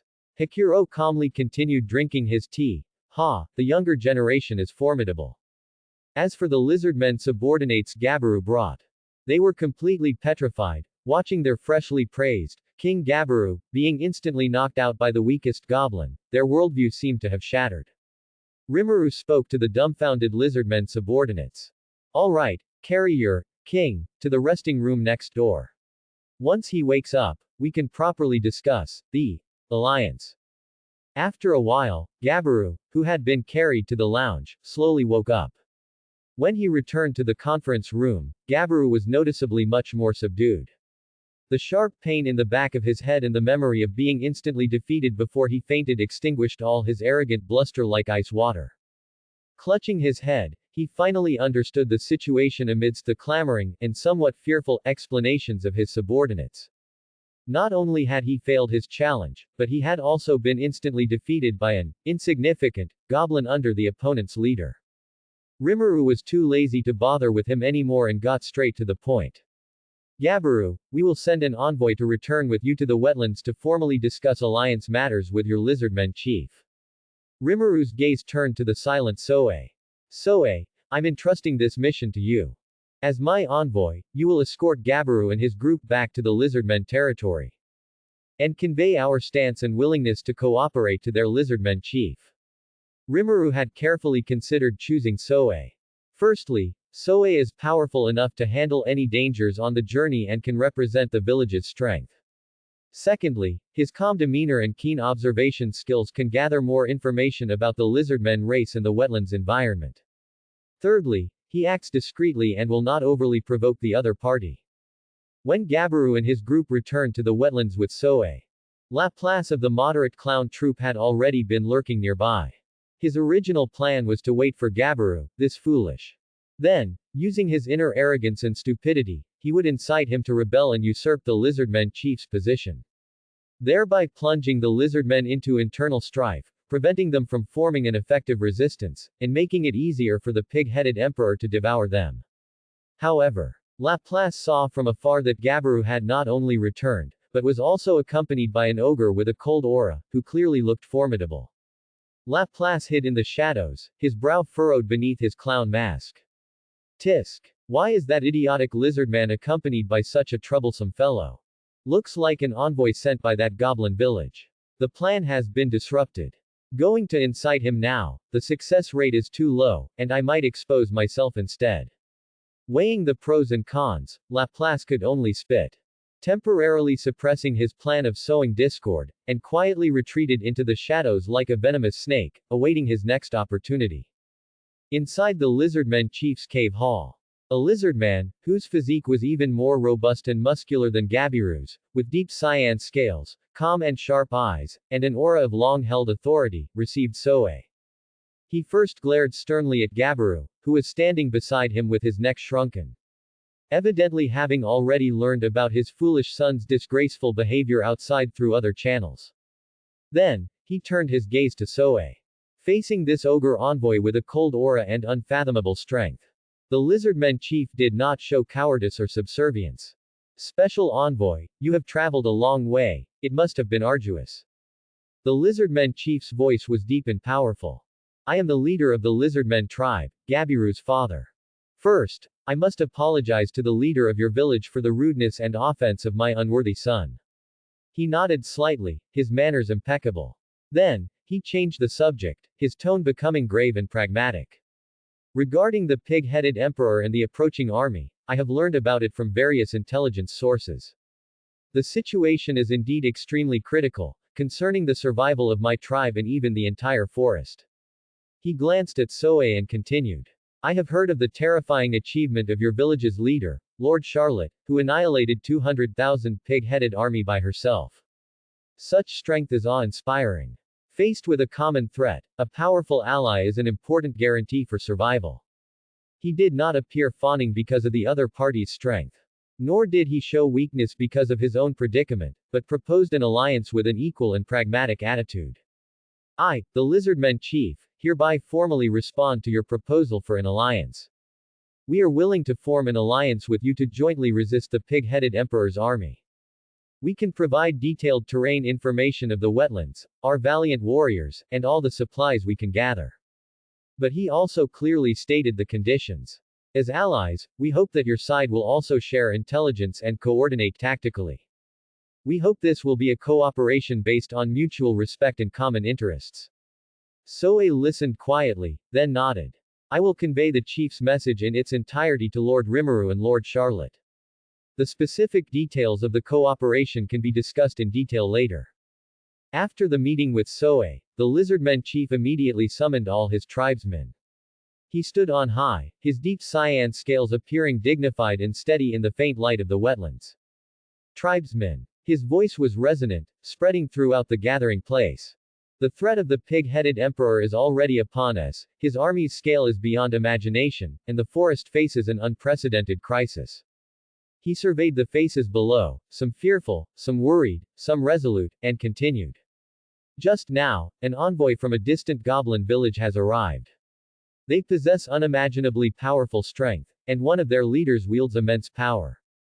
After deliberation, I have decided to form an alliance with their village to jointly resist this disaster. This news caused a stir, and the tribesmen whispered among themselves, discussing this sudden powerful ally. The lizardmen chief raised his hand, silencing the discussions, and his tone became extremely serious, even stern. In this critical moment of life and death, I, in the name of the lizardmen chief, order. All tribesmen, without permission, are not to leave the territory of the wetlands. We must concentrate all our strength and rely on the terrain we know well for defense and preparation for war. His gaze deepened, carrying an unquestionable resolve and a profound care for the lives of his tribesmen. I do not wish to see any tribesman needlessly lose their life outside of this battle due to reckless adventure or foolish actions. Yes, my king. The lizardmen responded in unison with loud voices. Gabiru sat alone on a large rock at the edge of the wetlands, uncharacteristically quiet. The evening breeze rustled his greenish scales, bringing a hint of coolness, but it couldn't dispel the vexation in his heart. He recalled his experience in the goblin village. He had arrogantly barged into someone else's meeting, challenged their leader with disdain. And then, was instantly defeated by the seemingly weakest goblin with an inconceivable move. Shame, an unprecedented sense of shame, burned in his heart. But besides shame, something deeper was beginning to sprout. What was I doing before? For the first time, Gabiru truly questioned himself. Did I really think I was invincible just because I was the lizardman chief's son? Did I really think lizardmen were nobler than other races? He thought of that goblin village. The powerful ogre warriors, the majestic wolf king, the unfathomable slime leader, and that dragon race girl who annihilated 200,000 strong army with a single blow. He still thought Charlotte was a girl. Their power was real, far beyond his reach. Father always taught me to be steady, to know myself, but I completely ignored it. Gabiru clenched his fists, his claws almost digging into the scales on his palms. If that goblin hadn't held back, I might have died. My arrogance not only almost cost me my life, but it could also bring disaster to the entire tribe. I was truly foolish. He took a deep breath, and the arrogance and self-importance in his eyes gradually faded, replaced by a complex emotion mixed with shame, fear, and a nascent realization. Just then, his loyal but not so bright subordinates cautiously approached. They were all a bit worried to see Lord Gabiru uncharacteristically silent and serious. Lord Gabiru, are you alright? Are you still thinking about that despicable goblin who ambushed you? Please don't take it to heart. It was just an accident. Gabiru looked up at his subordinates, who genuinely followed him, and shook his head. No, you are wrong. It wasn't an accident, nor was it an ambush. It was me. I was too weak. And not just weak, but also foolish and arrogant. I underestimated my opponent and overestimated myself, almost causing a huge mistake. I need to reflect, I need to become stronger, and I need to learn humility. His subordinates were all stunned after hearing Gabiru's heartfelt self-reflection. They exchanged glances, taking a moment to process these words that were completely unlike Lord Gabiru's usual style. Suddenly, one subordinate's eyes lit up, as if he had a sudden realization, and he exclaimed in a tone of immense admiration. Oh, I understand. Another immediately reacted, excitedly chiming in. As expected of Lord Gabiru. The third even crossed his arms, looking deeply moved. To be able to conduct such profound self-analysis. To face one's failures and shortcomings directly. What magnanimity and bearing. Exactly. A true strong person is not one who never fails, but one who learns from failure. This courage to admit one's weaknesses is far more precious than blind confidence. This must be the trial one must undergo to walk the path of a king. Lord Gabiru has already comprehended it. Their logic miraculously twisted Gabiru's self-criticism into proof of a king's growth, and they firmly believed it. Gabiru. I don't think that's what I meant. Before Gabiru could explain, his subordinates had already fallen into collective frenzy again. They surrounded Gabiru, vigorously clapping their claws or chests, and chanted rhythmically. Gabiru. Gabiru. Gabiru. Gabiru. Gabiru. Gabiru.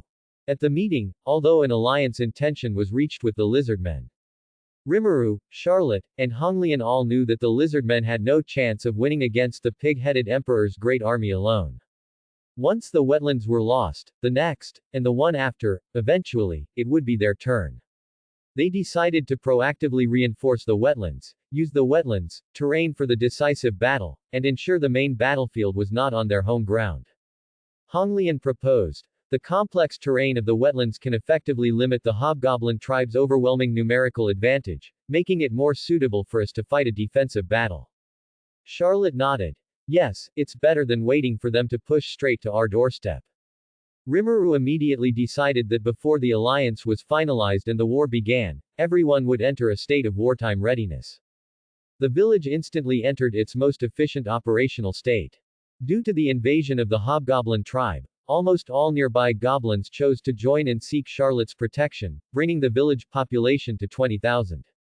Kijin and Kurobi immediately opened all inventory, distributing the best armor and weapons to the warriors preparing to depart. At the same time, they urgently produced a batch of equipment suitable for use in the wetlands, such as non-slip soles and anti-rust treatment.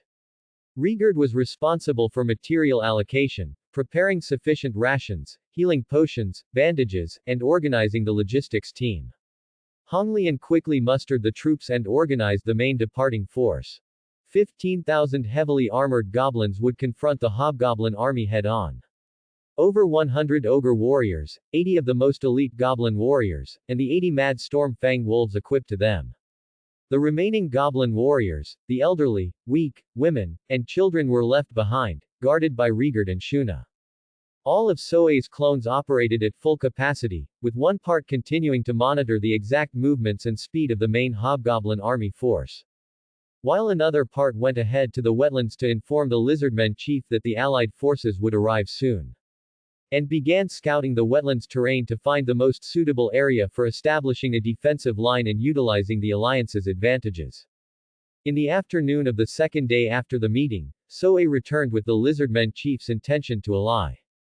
Rimuru and Charlotte led the main force to the lizardmen territory for the final alliance consultation and to formulate the specific strategy for subjugating the pig-headed emperor. During the march, Soei's clones continuously relayed the latest intelligence. The main force of the pig-headed emperor has changed course and is clearly heading toward the wetlands.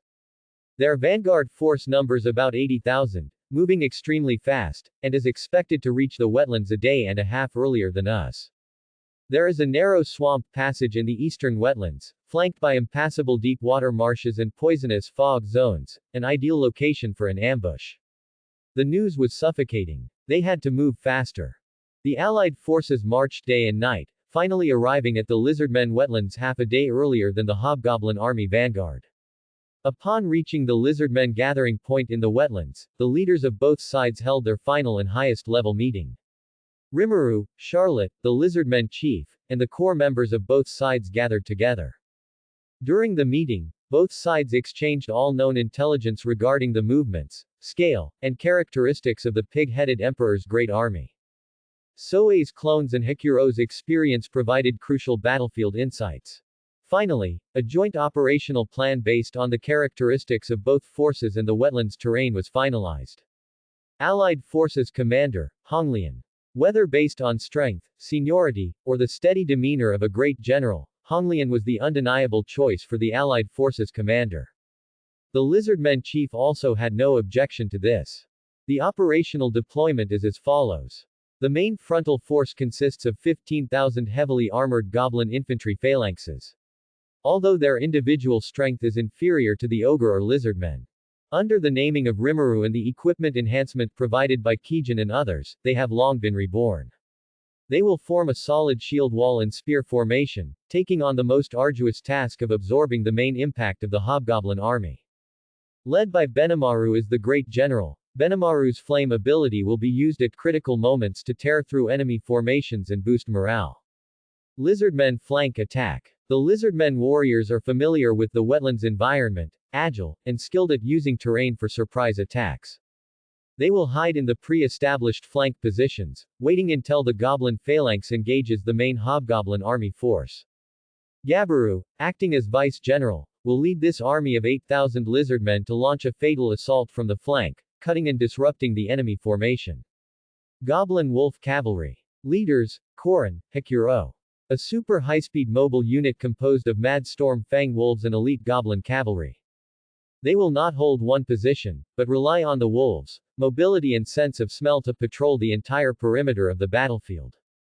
Specializing in lightning strikes and eradication against the Hobgoblin army's weak points, command nodes, or scattered troops attempting to circle around. They are the battlefield's rapid response team and Reaper. Hikuro is responsible for dealing with Hobgoblin Knights or the Hoghead General who break through the defense line. Strategic reserve and final defense line, Ogre Warriors. The strongest fighting force, personally led by Honglian. The Ogre Warriors serve as the reserve force. They will be deployed onto the battlefield at the most critical moment, either to solidify the defensive line or to launch a decisive counterattack. At the same time, they are the final barrier protecting Rimuru and Charlotte, though they likely won't need it. Rimuru and Charlotte, as the highest combat power and decision makers, will be located on relatively safe high ground behind the battlefield, coordinating the overall situation. And ready to deal with sudden developments or the entry of the enemy's high-tier combat power, the pig-headed emperor. The strategy was set, and the Allied forces completed their deployment on the pre-established battlefield at the edge of the wetlands. In the distance, a black tidal line began to emerge. It was the endless great army of the Hobgoblin tribe. They roared, trampling the swamp, surging forward like a torrent of destruction. The earth trembled. Honglian stood firm at the very front of the Allied forces, his gaze sharp as a knife, sweeping over the warriors of various races standing ready behind him. He took a deep breath, the surging karmic flame and the will to protect around him began to burn and rise. Everyone. Honglian's voice was like a great bell, resounding across the battlefield. The time to protect our homes has come. Let these monsters who only know how to devour witness the will and strength of our allied forces. Ruar. The allied forces erupted in an earth-shattering roar, their fighting spirit boiling. Dull footsteps, pig-like snarls, and the clang of metal, accompanied by a soaring wicked aura, bore down upon them like a physical dark cloud. The 80,000-strong Hobgoblin tribe vanguard has arrived. The allied warriors gripped the weapons in their hands, swallowing their saliva.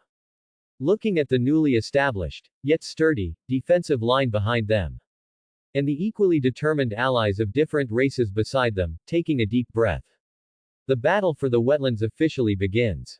Immediately after, Benimaru activated his unique skill, Red Lotus Barrier. A crimson radiance spread rapidly like ripples, centered on Benimaru. Covering all the goblins in front, the lizardmen on the flanks, the roaming wolf cavalry, and the ogres in the rear. Covering all the goblins in front, the lizardmen on the flanks, the roaming wolf cavalry, and the ogres in the rear. All warriors enveloped in the crimson glow immediately felt karma fire protection. Their bodies felt as if they were covered in an invisible, tough armor, significantly increasing physical and magical resistance. The weapons in their hands seemed enchanted, becoming sharper, even faintly wreathed in a weak karma fire. Undying heart fire. Inner fear and fatigue were swept away. Battle will became incredibly firm, stamina recovery sped up, and morale soared to its peak. Scorching earth. The ground within the aura's range became slightly hot, yet it miraculously did not affect the allied forces' movement. Instead, it made the Boer soldiers who stepped into it feel uncomfortable, unconsciously slowing their pace. All forces, engage the enemy. Benimaru's katana, Benimaru, pointed directly at the surging black tide ahead. Kill. The goblin phalanx's shields slammed heavily into the wetlands, and spears bristled like a forest. The lizardmen on the flanks gripped their weapons, muscles tensed, ready to charge. The wolf cavalry let out bloodthirsty wolf howls, their claws scraping the ground. The ogre warriors' karma fire burned, like drawn blades about to strike. The decisive battle between the allied forces and the pig-headed emperor's army officially began. Benimaru roared, standing at the very front of the goblin phalanx. His katana was wreathed in pitch-black flames, and each swing unleashed a fan-shaped burst of black flame, incinerating the charging Boer soldiers into charcoal. But more importantly, all goblin warriors were enveloped in a faint red glow. The Red Lotus Barrier's blessing had taken effect. The goblin warriors felt an unprecedented power surging within them. Fear replaced by resolute will, fatigue dispelled by continuously recovering stamina. Their shield wall became exceptionally sturdy, and their spear thrusts were more powerful and precise. The Boer soldiers' claws and teeth gnawing at shields and armor caused far less damage than expected. The entire front line, though under immense pressure, remained unmoving like a solid rock. On the flank, Gabiru's lizardmen warriors also enjoyed Benimaru's blessing.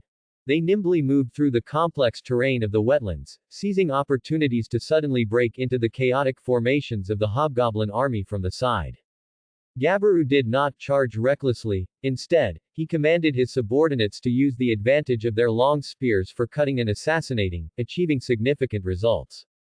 On the battlefield, a striking purple figure was particularly eye-catching.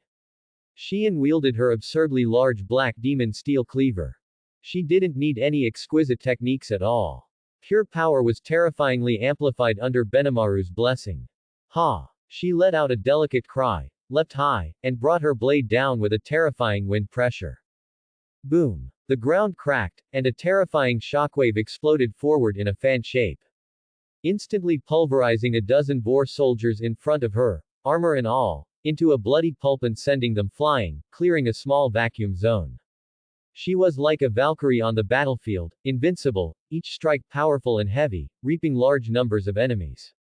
Meanwhile, Benimaru on the other side had transformed into a black flame reaper. He was no longer content with single kills but unleashed black flame on a large scale. Black flame prison. Towering black flames, as if alive, surged towards the densest parts of the hobgoblin army. The scorching black flame clung to the boar soldiers, impossible to extinguish no matter how they rolled, quickly burning them to ashes. Swaths of boar soldiers were eliminated amidst their wails, with extremely high efficiency. Charlotte Tempest, standing on the high ground in the rear, watched Benimaru's domineering and familiar black flames. His golden dragon eyes suddenly lit up, and a deeply buried Chunabu memory instantly awakened. Ah! These black undying flames. This familiar sense of déjà vu. Could it be? He subconsciously raised his hand, and a wisp of similarly pitch-black flame, yet containing dense fire elemental magic essence, whooshed, up from his fingertip. At the same time, he covered his left eye with one hand and whispered excitedly, Amaterasu tilde. The Dominator's absolute analysis ability over elements instantly activated, perfectly replicating some characteristics of Benimaru's black flame and integrating his own magic essence. Charlotte Tempest looked at the black flame in his hand. His hands were itching, and his finger couldn't help but lightly point at another dense area of the hobgoblin army in the distance. A tiny black line of fire shot out like a laser, then suddenly expanded and spread in midair, transforming into a sea of black fire no less potent than Benimaru's, instantly engulfing another large group of boar soldiers. Hey, don't overdo it. Our magic essence isn't for clearing small fry. Save your strength. What happened to saving strength? And it's impolite to copy other people's skills, hey. Our magic essence isn't for clearing small fry. Save your strength. What happened to saving strength? And it's impolite to copy other people's skills, hey. Charlotte Tempest pouted, somewhat reluctantly dispelling the black flame in his hand. Tisk, stingy Rimuru, it was so much fun though.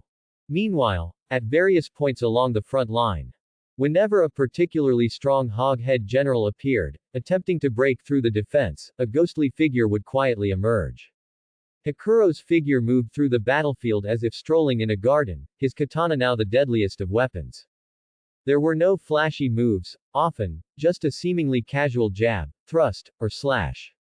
Precisely hitting the hog-head general's throat, eyes, joints, and other vital points.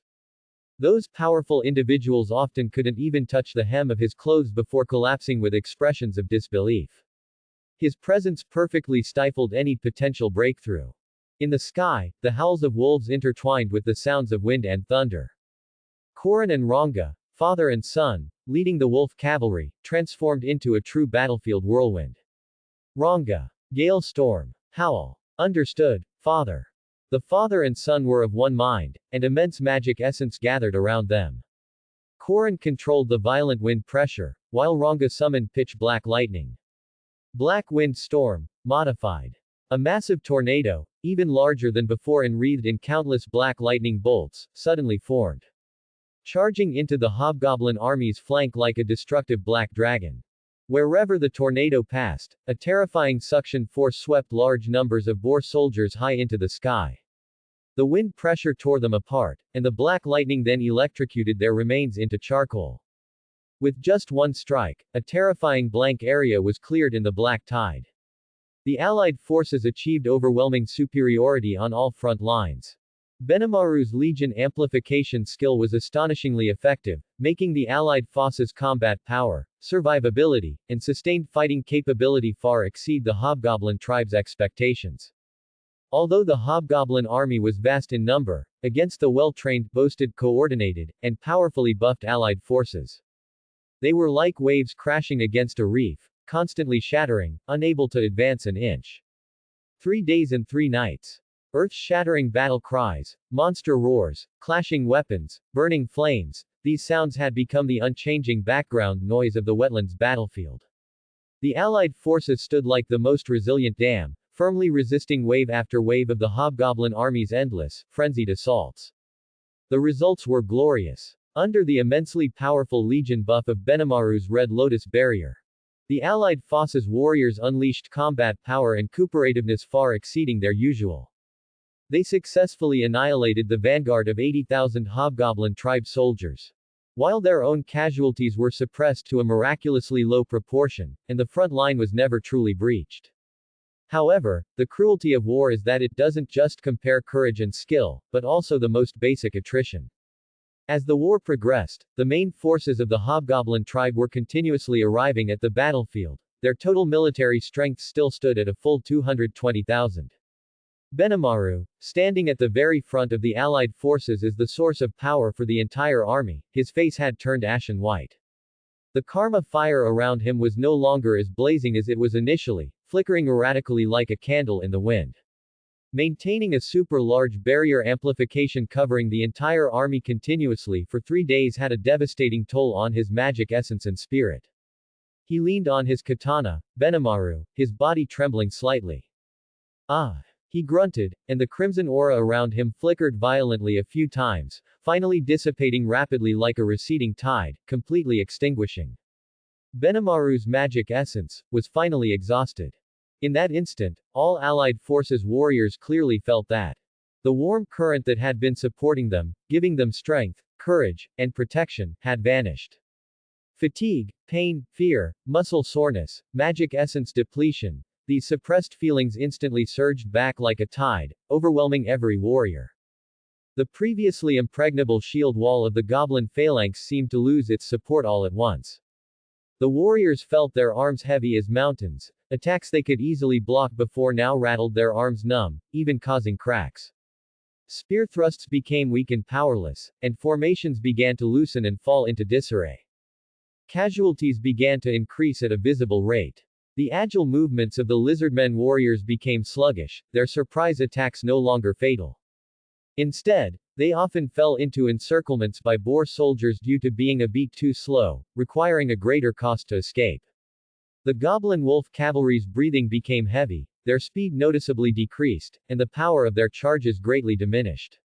Their previously precise guerrilla tactics became difficult, and once they were even nearly surrounded by a large number of boar soldiers. The entire battlefield situation reversed instantly.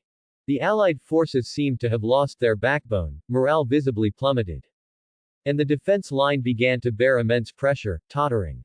Looking at the front line, which was instantly under double the pressure and began to waver after losing the blessing. A deep sense of powerlessness and self-reproach almost overwhelmed Benimaru.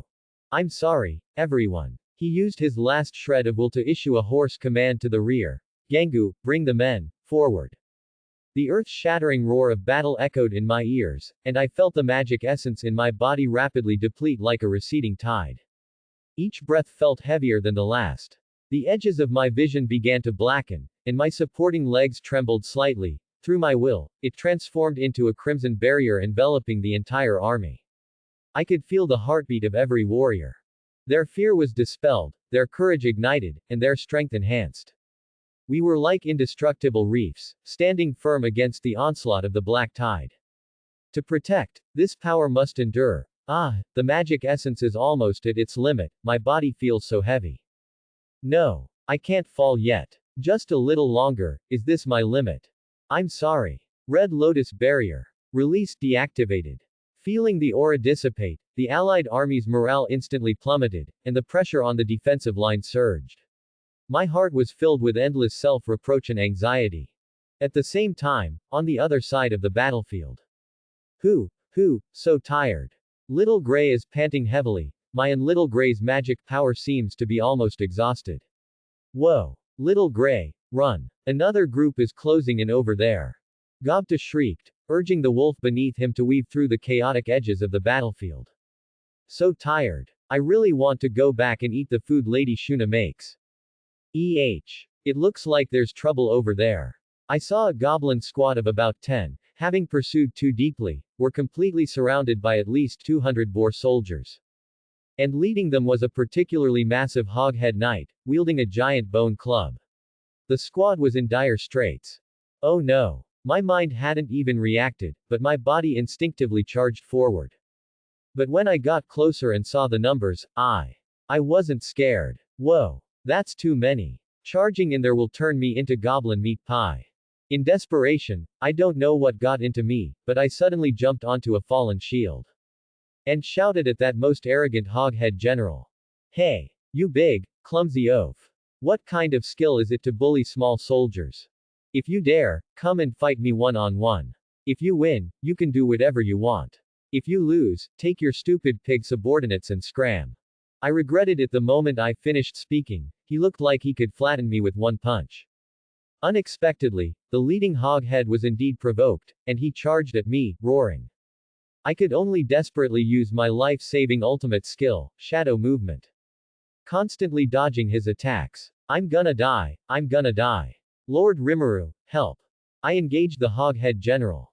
He was very strong, but I was more agile, constantly dodging with shadow movement. Occasionally, I'd launch a sneak attack. Although it didn't cause much damage, it successfully enraged him and kept him firmly occupied. Time passed little by little, my stamina was almost exhausted, and I was a bit slow in one dodge, almost getting grazed by the bone club. A ghostly figure silently appeared behind the hoghead knight. It was Hakuro. He had arrived riding on Boss Korin's back. Hakuro's bamboo staff lightly tapped out like lightning, precisely hitting a certain spot on the hoghead knight's back of the neck. The hoghead knight's massive body suddenly stiffened, then crashed to the ground, completely devoid of life. You did well, little one. Hakuro nodded slightly at me, then, along with Boss Korin, began clearing out the boar soldiers who had fallen into chaos after losing their leader, like a tiger entering a flock of sheep. I was saved. The squad was saved too. Even though Hakuro solved it in the end, I successfully held him off. I should get some fried cutlets when I get back, right? Lizardmen Wetlands Battlefield, early stages of battle. HMPH. Scum is scum. No matter how many come, it's useless. Father's blessing is truly amazing. I feel like I have endless power. Black flame, burn them to ashes. This battlefield, I will dominate it. Goblins, follow me closely. Let these ugly fellows see how powerful we are. 3 days later, the entire army lost Father's blessing. Tisk, the magic essence is depleting too quickly. The range of the black flame has shrunk so much. My body has also become heavy. These guys, why do they seem to be endless? Don't panic. Maintain formation. I shouted loudly, my voice a little hoarse from exhaustion. Shieldbearers hold the line. Spearmen alternate thrusts. Gabaru. Take your men and harass them from the left, don't let them concentrate their charge on one point. I yelled at the lizardman next to me. Although that guy was still a bit foolish, at least he could follow orders now. Fool pig-headed emperor, where is he hiding? If this consumption continues. I cleaved down a boar soldier trying to climb over the shield, shook my numb arm. My crimson pupils stared fixedly at the endless enemy tied ahead. I must persevere. For Lord Rimuru, for Lady Charlotte, for Shuna, and for the warriors who believe in us. I, Benimaru, will never fall here. Just then, the pressure on the flank that was almost collapsing his defensive line suddenly lightened. Out of the corner of his eye, he glimpsed a silent but murderous team. Like a red-hot blade, it fiercely wedged into the densest part of the hobgoblin army. Father sent the tribe members.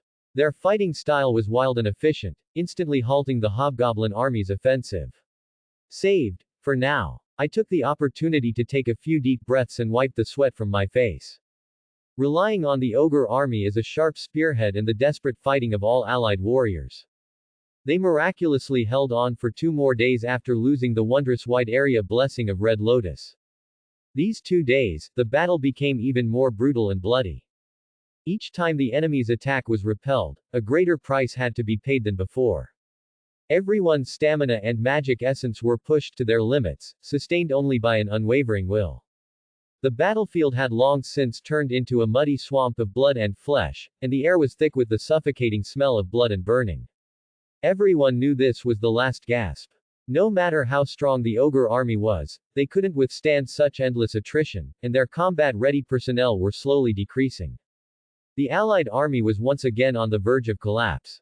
The distant hobgoblin army suddenly parted like a tide, opening up a wide path. An indescribable, terrifying oppressive feeling that made one tremble from the depths of their soul surged from the end of the passage like a tangible tsunami. The first thing that caught the eye was a figure so massive it defied imagination. It was more than twice as tall as other hoghead generals, wearing a short black cape. One hand gripped a huge cleaver, the other held a giant round shield. With every step it took, the earth trembled. In its crimson eyes, there was only pure, all-consuming hunger and ferocity. The pig-headed emperor. It had finally personally entered the battlefield. Beside the pig-headed emperor, two other figures followed. One of them wore a familiar white bird beak mask, a white robe, and held a beak-shaped staff. Emitting an obnoxious chuckle. It was Krumit, the greater demon who had tried to recruit the ogre tribe and harmed the ogre village. He was currently observing the tragic battlefield with an amused, intrigued gaze, as if admiring his own masterpiece.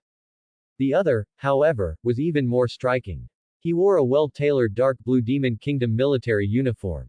Over it, a white greatcoat, and at his waist, a magnificent longsword emanating an aura of extreme cold. He had pale hair and ice-blue pupils, a handsome but utterly emotionless face. His eyes were filled with ultimate contempt for all life before him, as if watching a group of ants struggling in their death throes. HMPH, how unsightly, Krumit.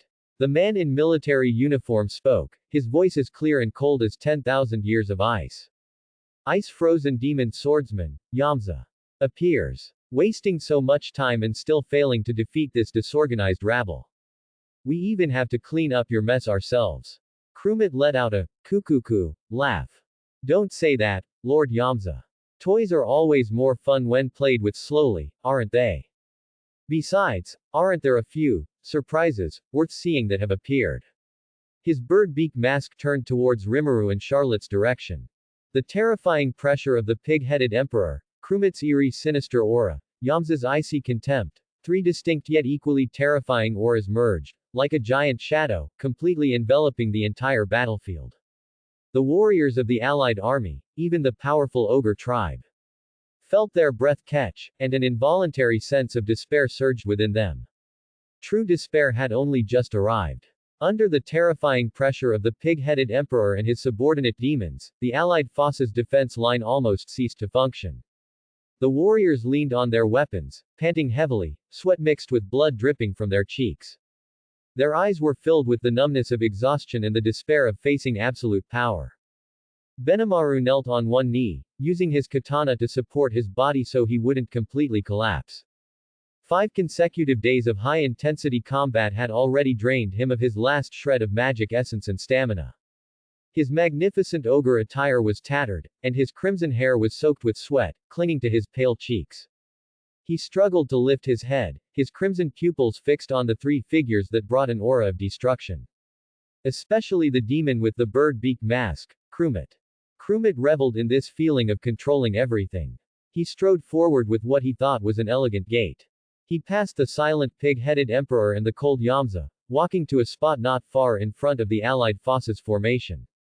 His gaze, from beneath his bird beak mask, swept over the chaotic mess and the exhausted allied forces, letting out a sharp, mocking laugh. Kukuku. Look at your pathetic state, truly foolish and ridiculous. His voice came through the mask, carrying an extremely uncomfortable, piercing quality. Struggled for so long, shed so much blood, and what's the result?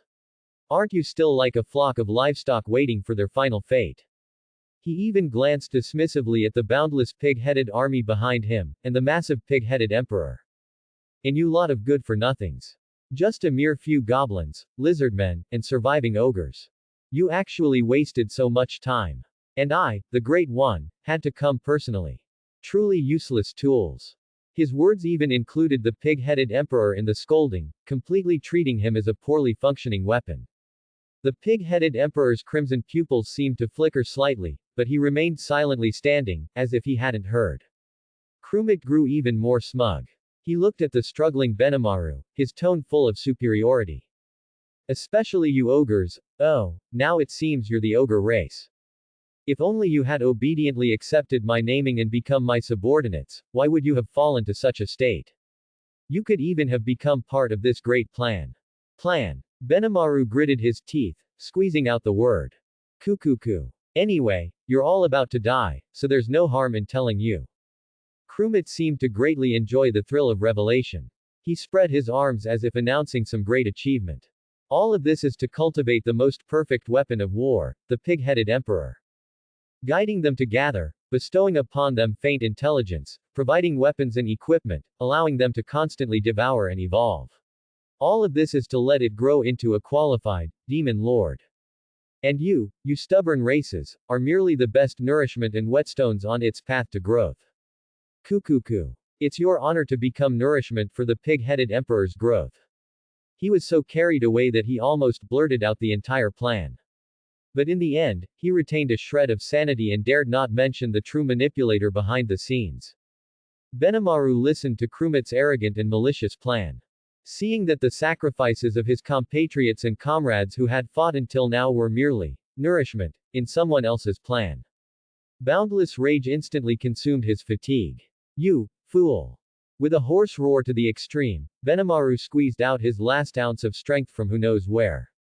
He suddenly leapt up from the ground, the katana in his hand, wrapped in faint residual flames. Transformed into a decisive crimson streak of light, with an aura of mutual destruction, it plunged straight towards Krumit's bird-beak mask. This strike was fast, fierce, and precise. It condensed all of Benimaru's anger, will, and unwillingness.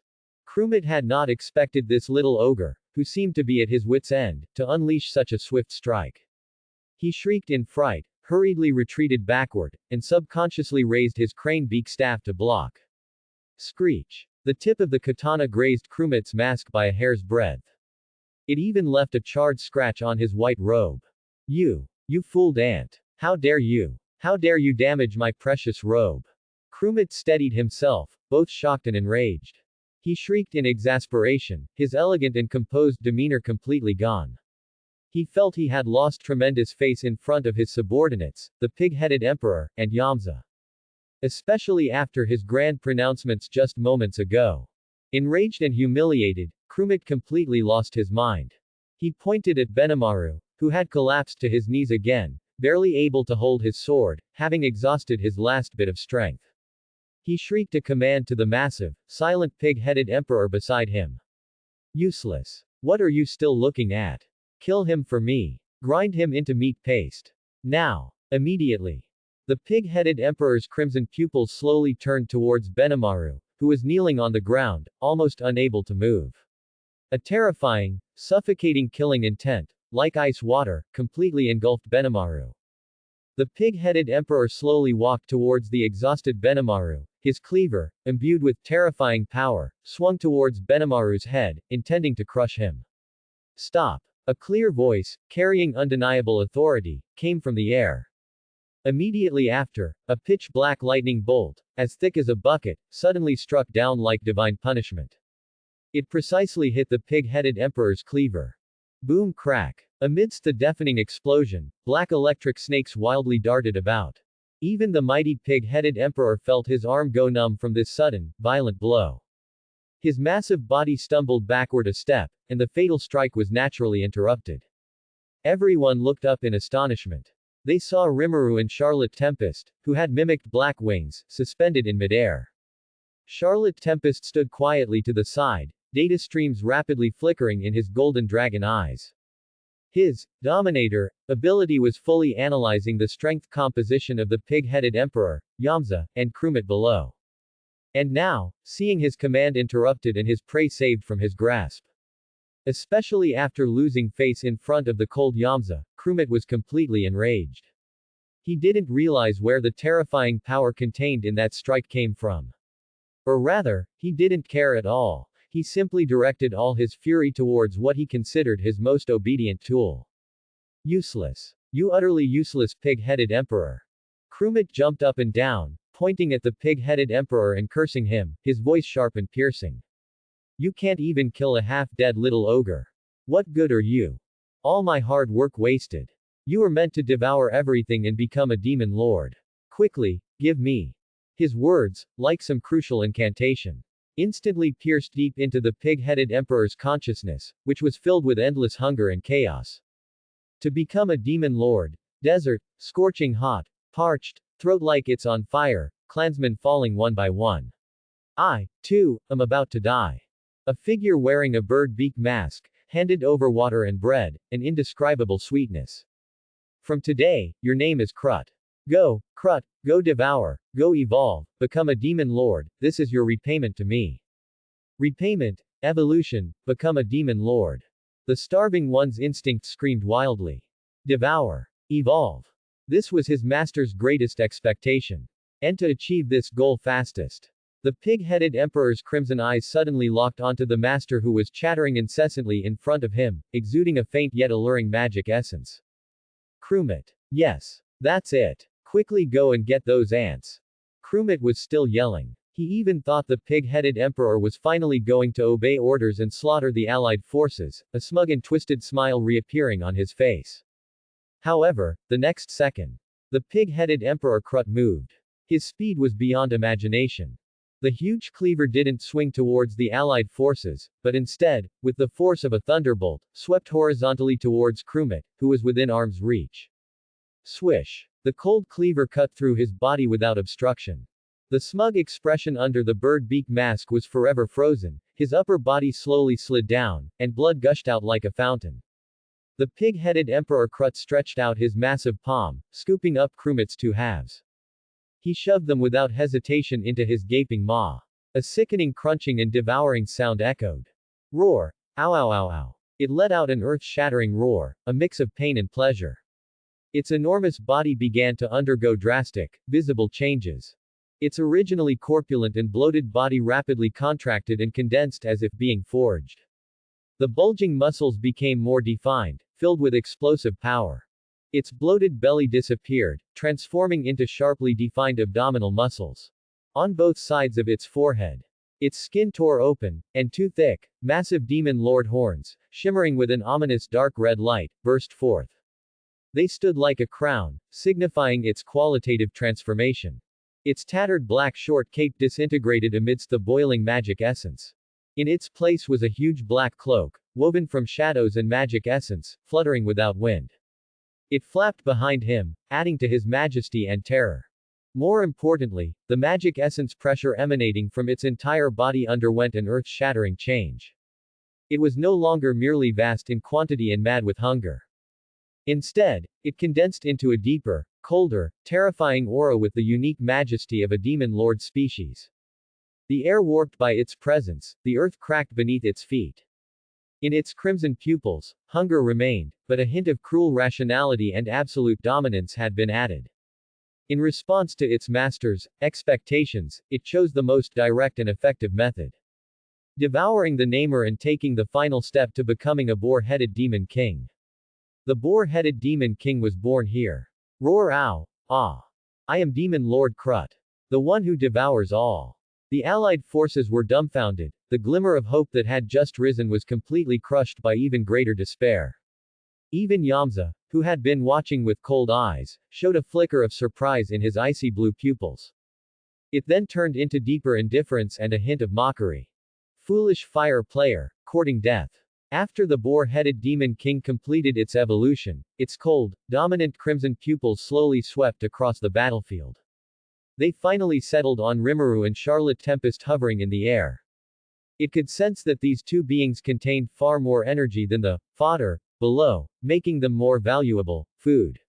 Meanwhile, in the depths of Yamza's icy blue pupils, a fleeting trace of extreme fear flashed. Although he maintained an appearance of indifference and mockery, alarm bells were already ringing loudly within him. What a joke, this monster actually evolved into a demon lord species by devouring a namer. This pressure, it's outrageous. Krumit, That idiot deserved to die. He cursed silently. Lord Clayman only sent me to test the strength of that dragon species girl. He didn't say I had to face a newly born, hungry, mad demon king. The situation is bad. I need to find a way to escape, if its next target is me. His muscles tensed, ready to use his life-saving skill to flee 1,000 miles at any moment. Fortunately, the boar-headed demon king's attention seemed entirely drawn to the two figures in the air, not sparing him a glance. Yamza secretly breathed a sigh of relief. But he still didn't dare to relax, deciding to hold his ground and continue observing.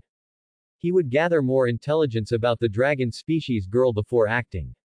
In the air, Charlotte Tempest's golden dragon eyes clashed with the crimson gaze of the boar-headed demon king below, as if invisible sparks flew. Rimuru, Charlotte Tempest said indifferently, yet with a hint of eagerness in her tone. That big guy looks pretty tough. How about I play with him? You take care of the guy next to him who looks very cool, referring to Yamza. Don't let him bother me. You take care of the guy next to him who looks very cool, referring to Yamza. Don't let him bother me. Rimuru nodded. Hey, don't get carried away, but. Alright, that guy does look very irritating. Charlotte Tempest's figure descended from the sky like a meteor, landing gracefully and calmly on an open space not far from the boar-headed demon king. Rimuru, meanwhile, turned his gaze towards the ready to flee Yamza. Yamza felt insulted that the opponent only sent a slime to deal with him, but he was more cautious. Open corner bracket that slime, the black lightning that interrupted the pig-headed emperor's attack earlier, it shouldn't be underestimated. He decided to strike first, drawing the frozen demonic sword from his waist, and terrifying cold energy began to condense. However, Rimuru didn't give him a chance to act. Take this. Rimuru silently chanted, once again simulating and releasing a powerful black lightning. A thick, pitch-black electric serpent, like an enraged dragon, struck directly at Yamza. Yamza's pupils constricted, and he immediately held his ice sword horizontally in front of him, fully channeling magic essence to form a thick ice crystal shield. Boom! The black lightning slammed violently into the ice shield, unleashing an astonishing energy impact. Ice shards flew, and electric serpents danced wildly. But what surprised Rimuru slightly was that, after the explosion, only some rapidly dissipating ice crystal fragments and a scorch mark remained where Yamza had been. He himself was gone. He died just like that. The extremely cautious and death-fearing Yamza, the moment Rimuru attacked, unhesitatingly expended a large amount of magic essence to cast his life-saving ultimate skill, Ice Crystal Mirror Clone. He used a clone to take the fatal blow for him, while his real body used the explosion's cover and the ice mist's concealment to quickly flee backward. However, his escape route happened to have several bloodthirsty boar soldiers charging at him, attempting to devour the injured prey. Get lost, scum. Yamza was both startled and enraged. He didn't want to expose his feigned death because of a few low-level soldiers. His ice sword instantly flashed with several streaks of cold light, and those few boar soldiers were immediately frozen and then shattered into countless ice shards, not even letting out a scream. After dealing with the troublesome fodder, Yamza didn't stop, not even daring to look back at the battlefield. He used all his remaining magic essence to accelerate, his figure flickering like a ghost several times. He then completely vanished at the edge of the battlefield, making a clean getaway. He decided to return and report to Clayman the intelligence that the pig-headed emperor unexpectedly evolved into a demon lord species, and that the dragon species girl's strength is unfathomable, requiring a long-term plan. As for the punishment for failing the mission, it was better than losing his life here. In the center of the battlefield, almost no one noticed how strange Yamza's death and disappearance were. Everyone's attention was firmly drawn to the impending showdown between Charlotte Tempest and the boar-headed demon king. Although Rimuru felt a bit strange. That guy seemed to die a little too easily. But for now, he couldn't dwell on it and focused all his attention on Charlotte Tempest's side of the battlefield. The true decisive battle was only just beginning. Charlotte Tempest landed lightly. His golden pupils locked onto the boar-headed demon king, who stood before him like a mountain, exuding an ominous demonic aura. He could feel the immense power within the opponent's body, vast and chaotic, yet possessing the unique quality of a newly born demon lord species. The Allied forces have retreated. Now I can fight without restraint. No need to worry about collateral damage. Perfect. Before the demon lord possibly hiding behind him reveals themselves, I'll warm up with you. This was a good opponent, perfect for testing the practical combat abilities of the evolved Dominator. A hint of excitement curved his lips, and the vast magic essence within him began to surge. The surrounding space subtly warped due to the energy accumulation. He raised his hand, palm aimed at the boar-headed Demon King, ready to unleash a big one as a greeting. Perhaps a condensed version of. However, just as he was about to make his move, the Dominator in his mind. The cold, absolutely rational analysis results finally presented themselves in full.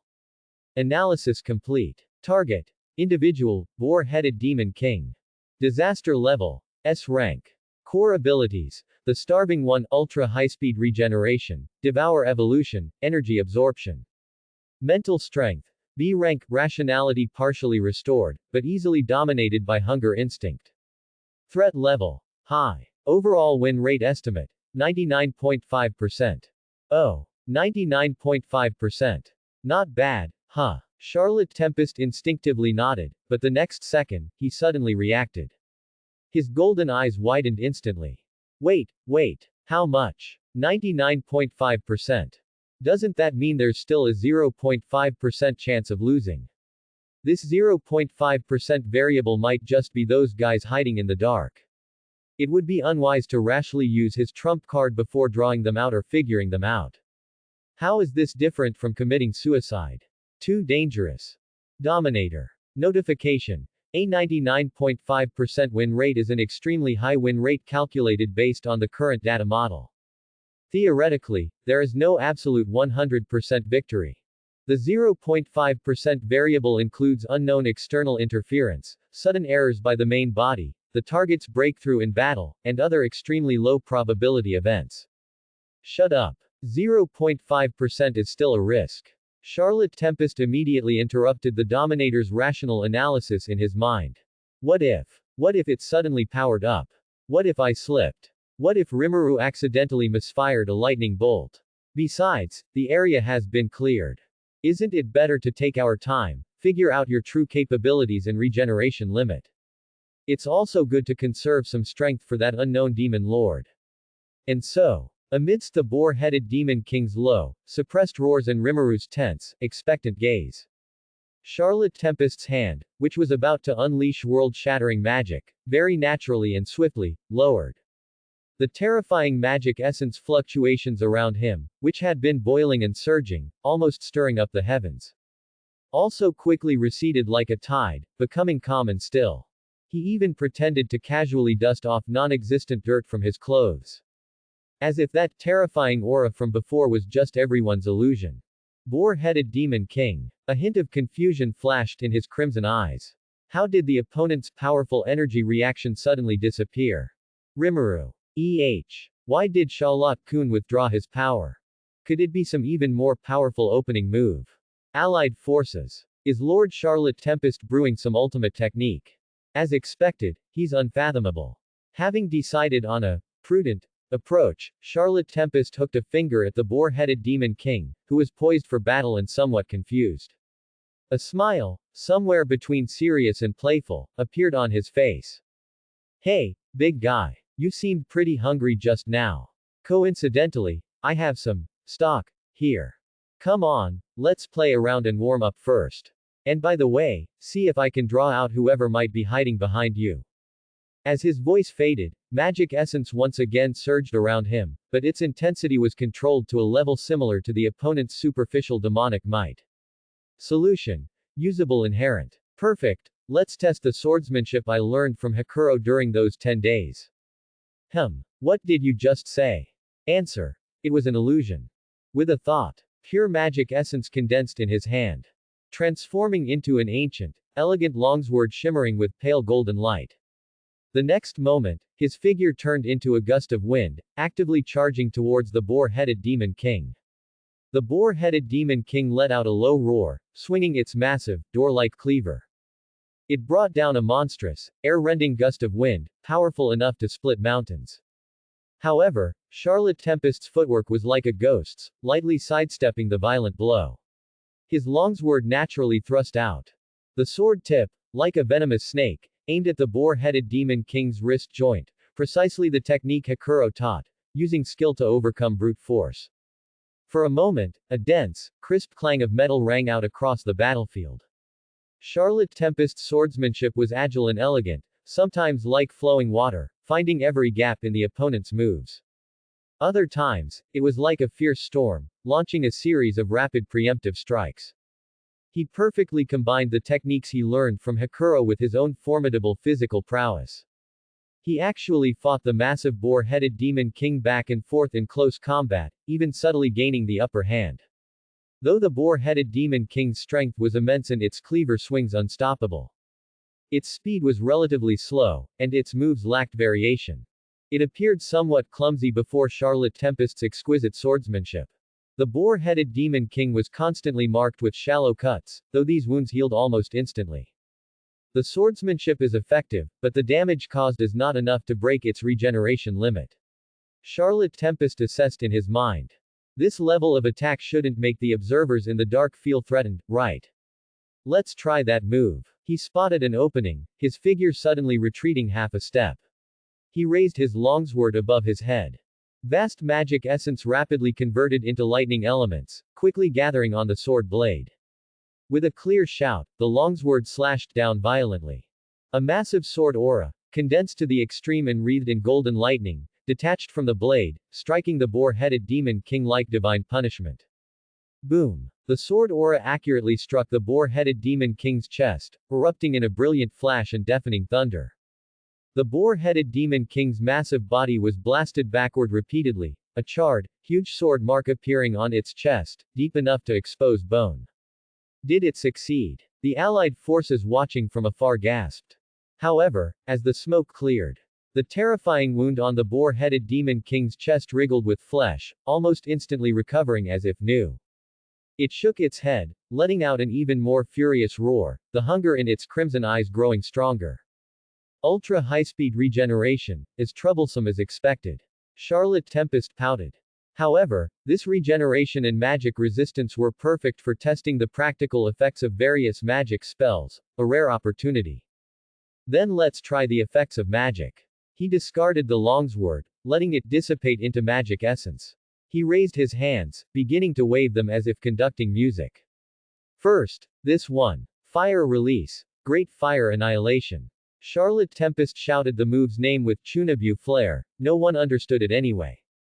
He pretended to form hand seals, and surging flames, like ocean waves, rushed towards the boar-headed Demon King. The boar-headed Demon King let out a low growl, slamming its massive round shield to the ground. A barrier made of condensed dark magic essence rose, actually blocking and absorbing most of the towering fiery waves. Only scattered flames splashed onto it, scorching some fur, but it paid no mind.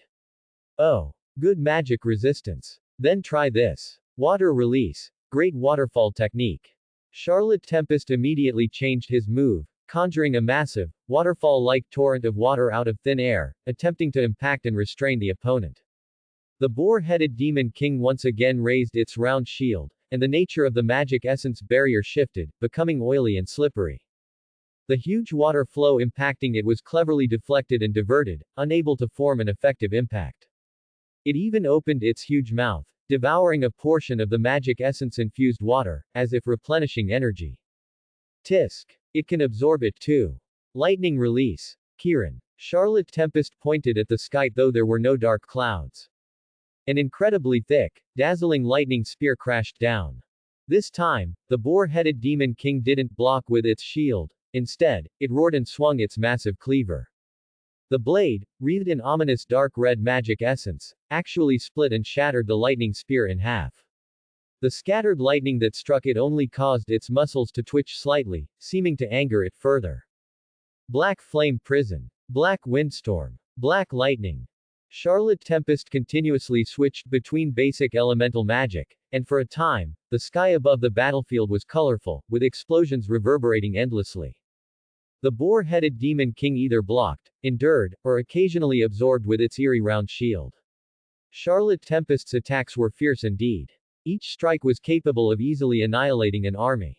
But they consistently failed to inflict truly significant damage on the boar-headed Demon King.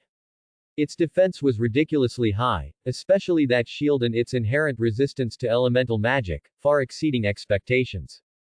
Occasionally, one or two particularly powerful composite magic spells penetrated its defenses, striking the boar-headed Demon King squarely, such as a blast tornado combining fire and wind.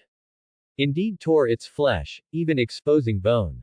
However, just as Charlotte Tempest thought it was finally effective, the ultra-high-speed regeneration ability on the boar-headed Demon King's body, driven by the Starving One, began to operate frantically.